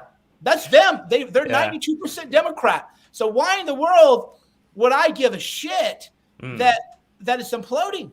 To me, that's Yeah, or California. Yeah, no, I'm a bit of an accelerationist when it comes to New York City. I think it has to have a good slap on the face before people come to their senses. But there are certain thinkers out there like Thomas Hobbes. I mean, people have criticized John Locke's views, but then you have like Adam Smith, David Ricardo, Alexis de Tocqueville. You have various people that could be qualified as being liberals who I think people today in these various organizations haven't even read and have no interest in reading. And I think the conservative thinkers do have an interest still in a lot of these people, which is why, to clarify what I mean when I say liberal, I'm talking way back like 19th century liberal. I'm not talking about whatever is happening right now. And that is almost something that I think is missing to such an extent that we have a lot of fence-sitting people in New York that generally get turned off from certain caricatures they've been told about conservatives that they could be reached out to, and I've spoken to a few, but they're afraid, and that's the big problem. Well, the problem is, I mean, we're reaching levels of religiosity with the current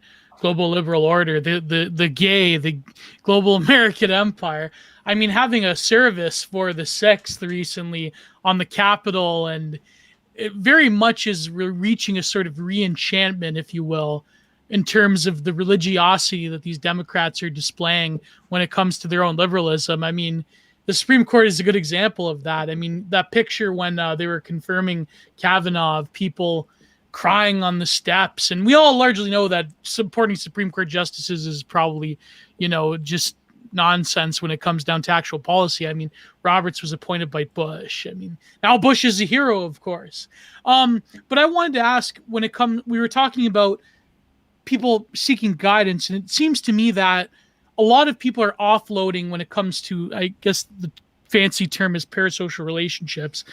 People are sort of offloading their, let's say, capacity for thinking onto other people, where, for example, you pay certain based people online to, spout racisms that you don't want to do. The Chapo people are paid to spout the hottest steaming socialist takes. And it seems it's going on and on forever. And I wonder if this offloading of people's consciousnesses, if that's even a word, the sort of offloading of thinking to most people having a detrimental effect. Like, for instance, I think people have wanted this sort of cult of personality politics in America for a long time. I know, Mike, you've been you've been come under recently for your tweets against our Lord and Savior, Donald Trump, as another example of that.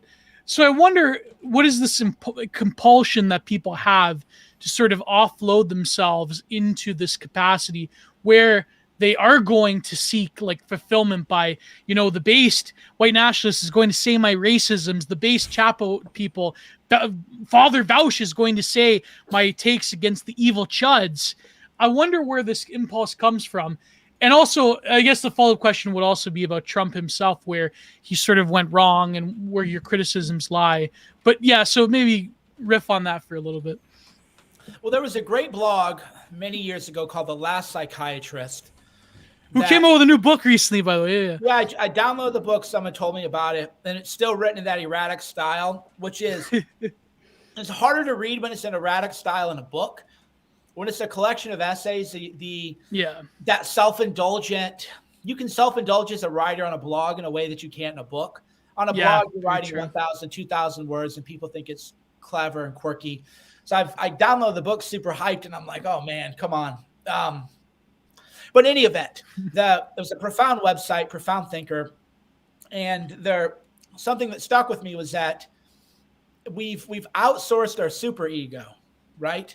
Yeah. Outsourced our judge, that God mind. If you think of superego, not necessarily in the literal Freudian sense, but as the God mind, right? We have our id, our base self. We have our self, which is our better self. And we have our superego, which is society. But have you ever seen that movie, The Century of the Self? Yes. Yeah. Curtis, But if you watch The Century of the Self, and then you read The Last Psychiatrist, and then you read The Culture of Narcissism. Yep. Narcissism not as a psychopathology per se, but as we've all just learned to outsource our superego. So whatever culture I am tells me that's where Lev, to your point, that's where you can get in a problem if you're in an echo chamber or a silo. because you're outsourcing your judgment to the group, and that group is always going to take you into a more extreme direction than you would otherwise. And that's why I said earlier why I try to just de-radicalize people and say, hey, you can be edgy, you can have some strong points of views, but don't Fed post, don't be around Fed posters, don't do anything stupid, live a kind of decent life. But yeah, ignore Fed posts. Yeah, the green. Yeah. So that's where we've outsourced our super ego, and then it's not as if Trump supporters are immune to that. So Trump supporters, the God Emperor was a funny meme, but I think it's taken on a literalism where people they've outsourced their mind to him in a way that I think is, for a man, pathetic. For a woman, pathetic too. But my audience, people always go, why do you always say just men? Because my audience is, mostly men, and women have 1,000 other resources, and men have none. They have me, and a few people maybe trying to take their money or whatever. But there's just not a lot of good bro info out there, and thou shalt not erect idols, right? Isn't that the So Trump is the super ego for a lot of people, but Trump doesn't have a super ego. Twitter, I was going to tweet this the other day. I'm going to tweet it now. I remember it is. Trump's tweets were his id. The replies were his super ego. Right? So Jeff Tielditch was a super ego. Is so out of touch that he's losing the plot. It isn't just me, because I criticize him because he didn't do a number of things that I thought would show moral courage. The vaccine stuff, I'm not mad at him about, because I agree with him on most of what he's saying about the vaccine, not all, but most. But his base doesn't want to hear that, because they're browbeaten every day. Take the vaccine or you're a bad person. Take the vaccine or you're killing people. Take the vaccine or you're this. So you don't need to say more, right? Yeah, exactly. People know. We don't need to hear from Donald Trump. By now, you've either taken the vaccine or you haven't. And it's just a nag. You're just. It's like our circles with Moldbug and his takes on the pandemic. Yeah. Moldbug would mandate the vaccine, which is wholly consistent with his view of the world. So there's a lot of technocratic pro-vaccine and pro-mandate people. No one needs to hear it from Trump. So Trump's super ego, which was the Twitter replies, is missing, and Trump doesn't have a strong sense of self. He's very animalistic. He's very base. He's very driven by his instincts, and he just happened to have really good political instincts. Probably the best of my life by far. If he had gone with his instincts every time, he wouldn't have been 100%, but he would have been 80%. Every time he went against his instincts, just like with the summer riots, don't condemn them because that could interfere with criminal justice reform. Criminal justice reform, nobody supports that shit. Literally no one. The black community doesn't support that. If you look at the crime bill, the racist crime bill in 1994, that was supported by the mayor of every black city. That was supported by the Congressional Black Caucus. That was supported by all the black preachers, because they're victims of crimes too, right? There's this weird, bizarro third rail that we can't go to, where there's this belief that where conservatives go, well, what about, black on black crime? Nobody's talking about it. It's like, well, the black community, as a matter of fact, talking about it a lot. True. But the people CNN put on are the ones saying we got to let prisoners free because, they'll put on Angela Davis or whoever. That's not the black community. That's not the black community. Cernovich, you got to speak with Hotep Sophia later on. She was living in D.C. She says the same thing. By the way, I know you have to go real soon. Just real quick, would there be time for the super chats right now? Just a quick runoff, or if you got to go, then no problem either way. I had to go 4 minutes ago. If there's like one or two good ones, I'll hit. But yeah, thanks for letting me rant, guys. That's kind of my diatribe style. Mike, thank you so much for being here. I want to do one from Super Iron Bob, just because Super Iron Bob has been our patron for a long time. Bubbles are necessary for a person not to become a puddle that flows into nothingness. Having a home, even if it's inside yourself, allows you to leave the bubble with confidence. And also John Eisenman for $19.99. Is Twitter and social media at large holding people like Cernovich back? Is it too dark on social media to encompass people, intellectual chads like MC and Troy? So that will be the final question then. I don't know. I think everybody's probably shadow banned. Whether it's by default or not, I couldn't really say. But I think the bigger issue is that conservatives largely hold back conservatives, although that's changed, where, this person is a little controversial or too controversial. there was that sense that people are radioactive, and that held back a lot of people. That's why I retweet a lot of people who've been quote unquote like canceled, because I don't want to treat people that way. But I don't think so. I mean, I think if I were liberal, I'm talking too long, but I'll be quick. My view is that if I were pro-Daddy Trump, I would be 3 times bigger, because the algorithm likes very simplistic tastes. So if I just said, because if I tweet like Dr. Fauci's a war criminal, which I do believe I believe he should be tried for human. Well, I mean, look at what he did in the 80s. But you don't need that's not a lot of thinking going on there, Yeah. And that's massive. But if I tweet, like I tweeted once that, I opposed Donald Trump because I think he's morally a coward and betrayed the people who are closest to him. Where's the audience for that? If you're lefty, you don't like that, because you're like, well, no, General Flynn's a traitor, right? And if you're a conservative, you don't like that because I'm calling Donald Trump a coward. So how's the algorithm going to sort that? The algorithm's just going to say, well, actually, this is toxic because everybody hates this take. So we're going to add him to the toxic pile. But if you tweet just boomer MAGA-isms, like Bill Mitchell only got banned because he was ban evading because he was such a Twitter addict, right? Remember, that's why he got banned. It wasn't for his boomer MAGA-isms. It was because he got a suspension and then he logged in from his backup account because he couldn't go a week without Twitter, couldn't go a day without Twitter. So now I could be nuked any day, and that's just part of the thing. But I really sincerely believe that if you want to be good on Twitter, by good I mean prominent, not what I do, which is a different mission. You need to have a topic. You need to have a strong point of view on that topic. You need to not have a lot of nuance, and you want to make it easy for the algorithm to support you. Okay, is this a liberal? Is this a conservative, an SJW? And then they'll put you in that silo, and then your stuff will go. So it has to be worded a certain way. Whereas, you might be reading me. I mean, you guys know this. You might just log into my account tomorrow, and I'm posting about whatever the fuck. And you're like, wait a minute, why did I follow this guy? So if you don't know who I am, and you're like a normie conservative, and somebody goes, oh, I read Cernovich because he's good in media, and he doesn't like the fake news. And then you log in, and there's like pictures of me with my skin falling off. You're going to be like a little spooked, if you're not a regular. So I don't think that I'm suppressed algorithmically. I think that if I wanted to really get bigger, then I would just have to have some very generic MAGA boomer takes, and I could go on to superstardom. Or maybe be like a crypto MAGA boomer. The Joe Walsh, he started off as like a MAGA boomer, but then, oh God, I hate people like the Lincoln Project people. Because that's another grift too, I think, that the resist hard type of grift. But anyways, you have to go, Mike. Yes. Mike, thank you so much for coming in. I really appreciate it. I would love to have you back on BTR. Yeah, you have to come back, please. This is amazing. Yeah, it was my pleasure. Thanks, everyone, for having me, and sorry about the internet disconnection. No worries at all, problem. Mike. No I hate to make people wait. I hate to be, that guy. So thanks for having me.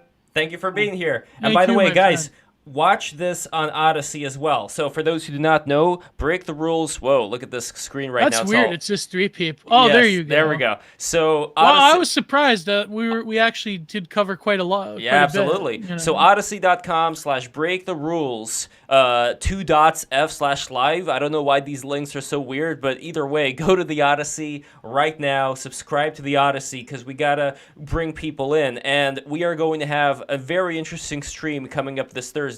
We are going to have Liberty Lockdown back with us, this time for a sewing discourse. Liberty Lockdown's been getting quite big as of late. But yes, he has. But the interesting thing here specifically with I haven't followed libertarian since 2013. But the interesting thing here, Gio, is that our stream is going to be divided into 2 parts. The first hour is going to be, standard talking about like self-sufficiency and stuff like that. Second hour Fed posting. Second hour Fed posting all the way, baby, because our second hour is going to not be on YouTube. Our second hour is going to be on Odyssey. Scroll up for a bit, for a little. Sure. What's up? What's going on? Scroll up. Who said it? It was a Godward or Bubble Guy. Have Alex Lee Moyer. Oh yeah, Bubble Gut. Alex Lee Moyer and Anna Kay. That sounds like a great stream. Both of them together. I know they've done podcasts together. Like I said before, the real tragedy here, buddy, is that I actually think that the Red Scare girls are incredibly smart and I think very we need them in the BTR. That's not the point. It really is just one of those things where when you have people who allegedly work for the Russian government, there is something. I think that's a terrible accusation. But this is why I'm saying allegedly. You should go public with this those. is why I'm saying allegedly. In front of so many people watching our stream live. I think it's irresponsible of you. Anyways, let's move on to Super Chat. Let's move on to Super Chats. Terribly irresponsible. I love the Red Scare. They're getting into Tim Dillon. Next thing you know, they're gonna go into Joe Rogan. You know, the whole thing's been. This is the thing, Gio. I feel like fucking Cassandra before Troy gets invaded over here. Nobody's listening, and I know exactly what's going to happen. I think you're the guy in Life of Pi that went schizophrenic, lad. But anyways, let's move on. I break out my my sort of ironic game show host voice. I think that's. Well, Lev, I don't know about that. By the way, for Chixasab, I actually have a pipe. Are we going to do the rest of the Super Chats? But for Chixasab, who says over here, call and stream, this is something that happens. In fact, I think we've had a really successful Twitter, ones. Actually. Yeah. Yes, Twitter. Oh, your cat's doing some stuff in the background there. So. She's in the. Yeah, Gertrude. So for Twitter, this is something that regularly happens. The Twitter, what do you call it? The Clubhouse ripoff thing. So Twitter Spaces. But maybe we should do one in the actual Discord server. I don't know if we could. Well, I don't know if we'll do a Twitter Spaces again. We haven't done one in a few weeks. We'll figure it out. So next, let's go to the rest of the Super Chats, and then I gotta go. So I really appreciate everybody being here, being a part of this. This was a wonderful stream. I really appreciate everybody being here. I wonder if we can land Dugan now that oh, Lord Jack Gio. Murphy's out of have Dugan on your own channel. I don't care. Okay, here we go. Lev, come on. We need you know people back in Russia that probably know him. Yes, they think he's an idiot. Hold on. Let me go over here. I don't know about that. Next Super Chats. One of the most influential intellectuals of this decade. Control Alt. First the ABC, $5. The Fed is speaking. He's probably referring to sticks. Control Alt Delete, $4.99. I did DMT and was in this desert, and the cactus throwing up rainbows told me that Metronon's cube is how our brains turn eye data into 3D objects. That's pretty interesting. I saw Metronon's cube one time when I was meditating. Control-Alt-Delete, $4.99, no comment. The Dashing Rogue, $4.99. A reminder that the word sorcery in Hebrew Septuagint is called the pharmakia in Greek. That's right. Yeah. Drugs are magic, literally. Well, in the Book of Revelation, I actually have to finish my Book of Revelation series on my YouTube channel, John R. Productions at youtube.com.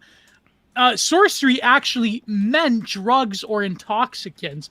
They were predicting that psychedelia is leading people down the path of sorcery.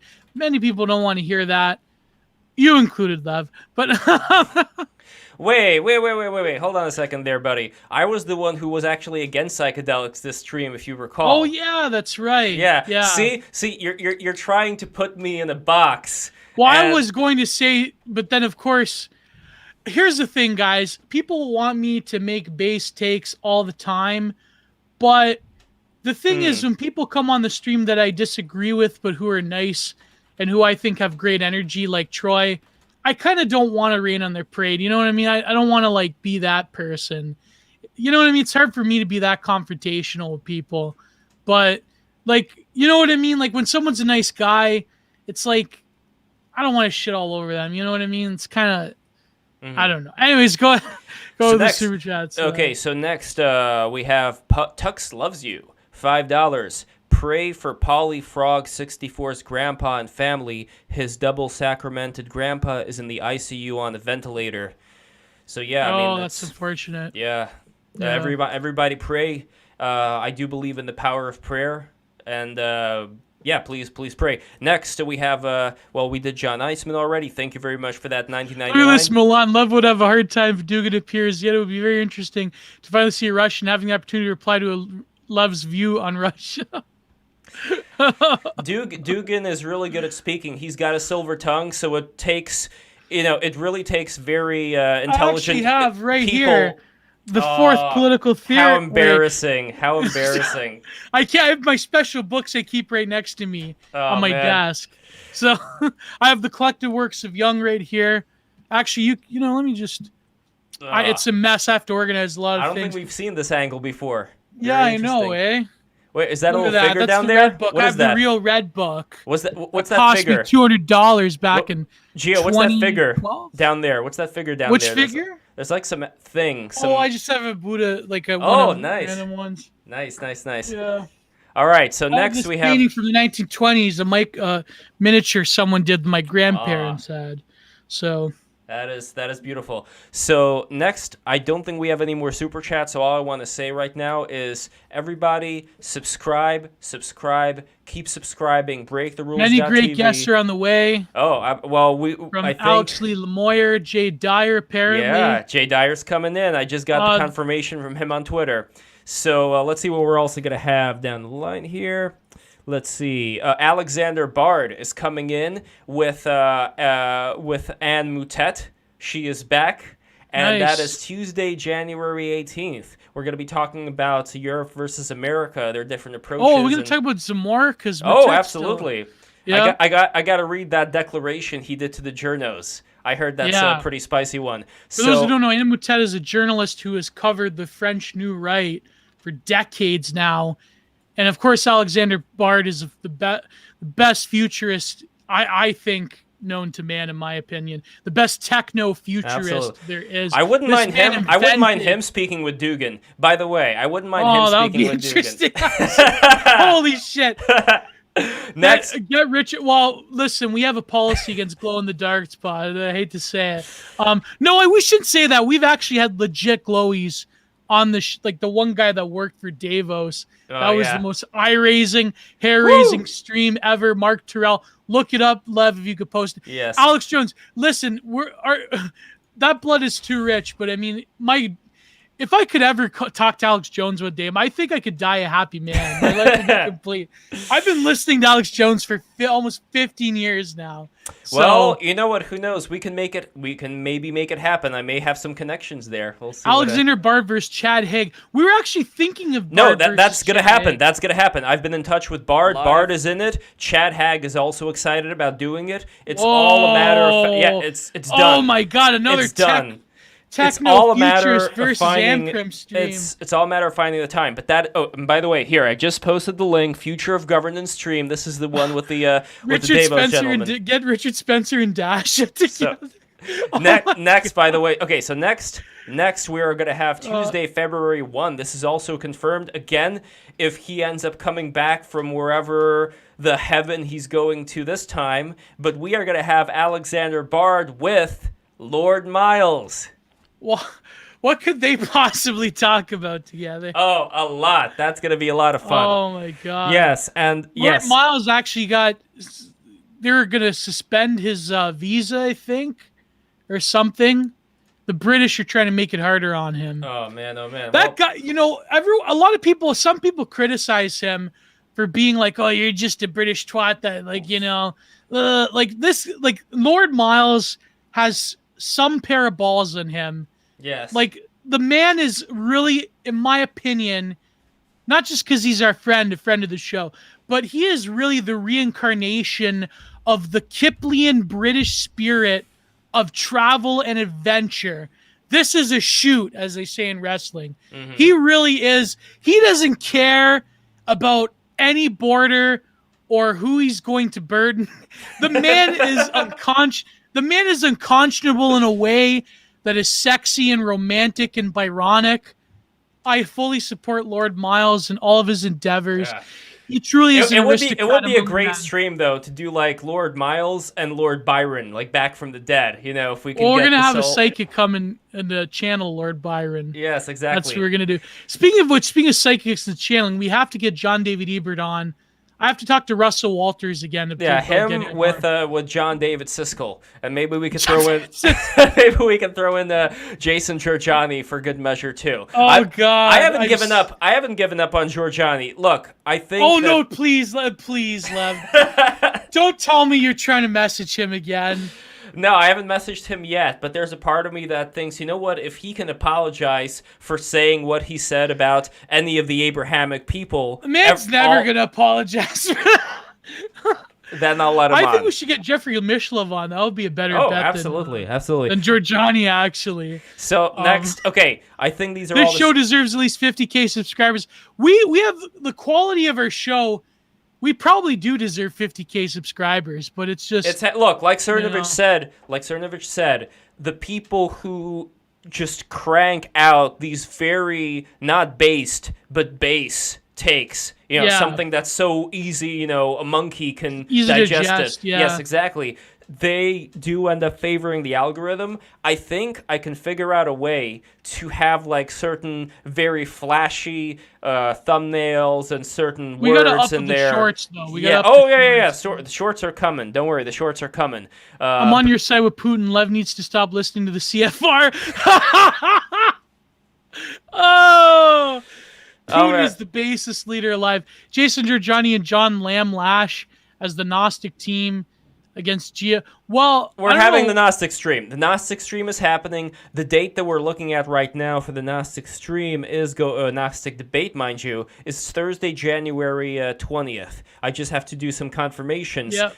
Also, one of the people that I want to get in touch with, and listen, this is something that you guys could help me with. I really want to get on Short Fat Otaku on the stream. So if any of you guys... That could probably bring in some views. No, I think he's a great dude. So if you guys can get Short Fat Otaku's attention, I would love to have him on BTR. Actually, we are going to have a friend of his... he knows Turkey Tom. So. Yeah, there we go. We can figure something out. So listen, guys, I could rattle on all day about the great guests that BTR is going to have. This should be more than enough for you not only to subscribe, but to become a patron. Patreon.com/BreakTheRules. You can find Break the Rules on Apple, Spotify, DLive, Twitch, all the platforms BTR is on, and it's only going to be expanding from here. I want to get on TikTok. Turkey Tom.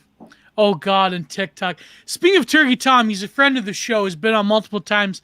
I was recently telling someone about our Chris Chan glow-in-the-dark connection stream. But Turkey Tom, he had this absolutely très magnifique, excellent video he came out with about this... the zoophile furry, I don't know. Oh, yes. I saw that one. Yes, indeed. Yeah. That was an interesting one. So, and people don't know, we had a furry stream, and it was a total disaster. Yeah, imagine if it was Dragon Ball Z, but Dragon Ball like Zeta, like using that symbol that the zoophiles use. The symbols that and it's going to be like going after like literal dragon's balls. Oh my God. Well, you know what's This is the end of the stream, people. Thank you so much for watching. Thank you so much. So Thursday, Liberty lockdown. I don't know, talking about, we're talking about lockdowns. TNA lockdown, when they used to have that pay-per-view. Oh, before man. TNA became another comedy joke feeder school for AEW. Sorry, if I talk about wrestling again, it's going to be another hour here. So. Well, by the way, I may be going on Gahul's stream, 10 pounds of gun, to talk about the recent Wrestle Kingdom from New Japan Pro Wrestling. But other than that, we're gonna have great streams on the way. I'm trying to get, I forget who I'm trying to get in terms of guests. We may get Robert Stark to talk about his new book. I want to do that as a personal favor to him. He is the one that wrote Journey to Vapor Island, so he's got a part 2 to Journey to Vapor Island. And we're going to, of course, talk about enclavism and all that. So, nice. Yeah. And I think I'm going to be on the stream coming up, How the West Became Christian with Gnostic Informant. So I'm going to link to that as well over here. I think that's going to be happening at 6 o'clock. So I got to go eat something right now before that happens. But anyway, guys, thank you so much for watching. I really appreciate all of you being here once again. Subscribe, and keep subscribing. And patreon.com/breaktherules. Thank you guys so much for watching. You're going to subscribe so hard. You're going to say, no, please, I don't want to subscribe anymore, but then we're going to subscribe again. Exactly. Exactamundo, Telemundo. All right, that is it. I'm closing this thing. Thank you so much for watching. Mwah! Good night, God everybody. bless and goodbye. Goodbye. Sweet.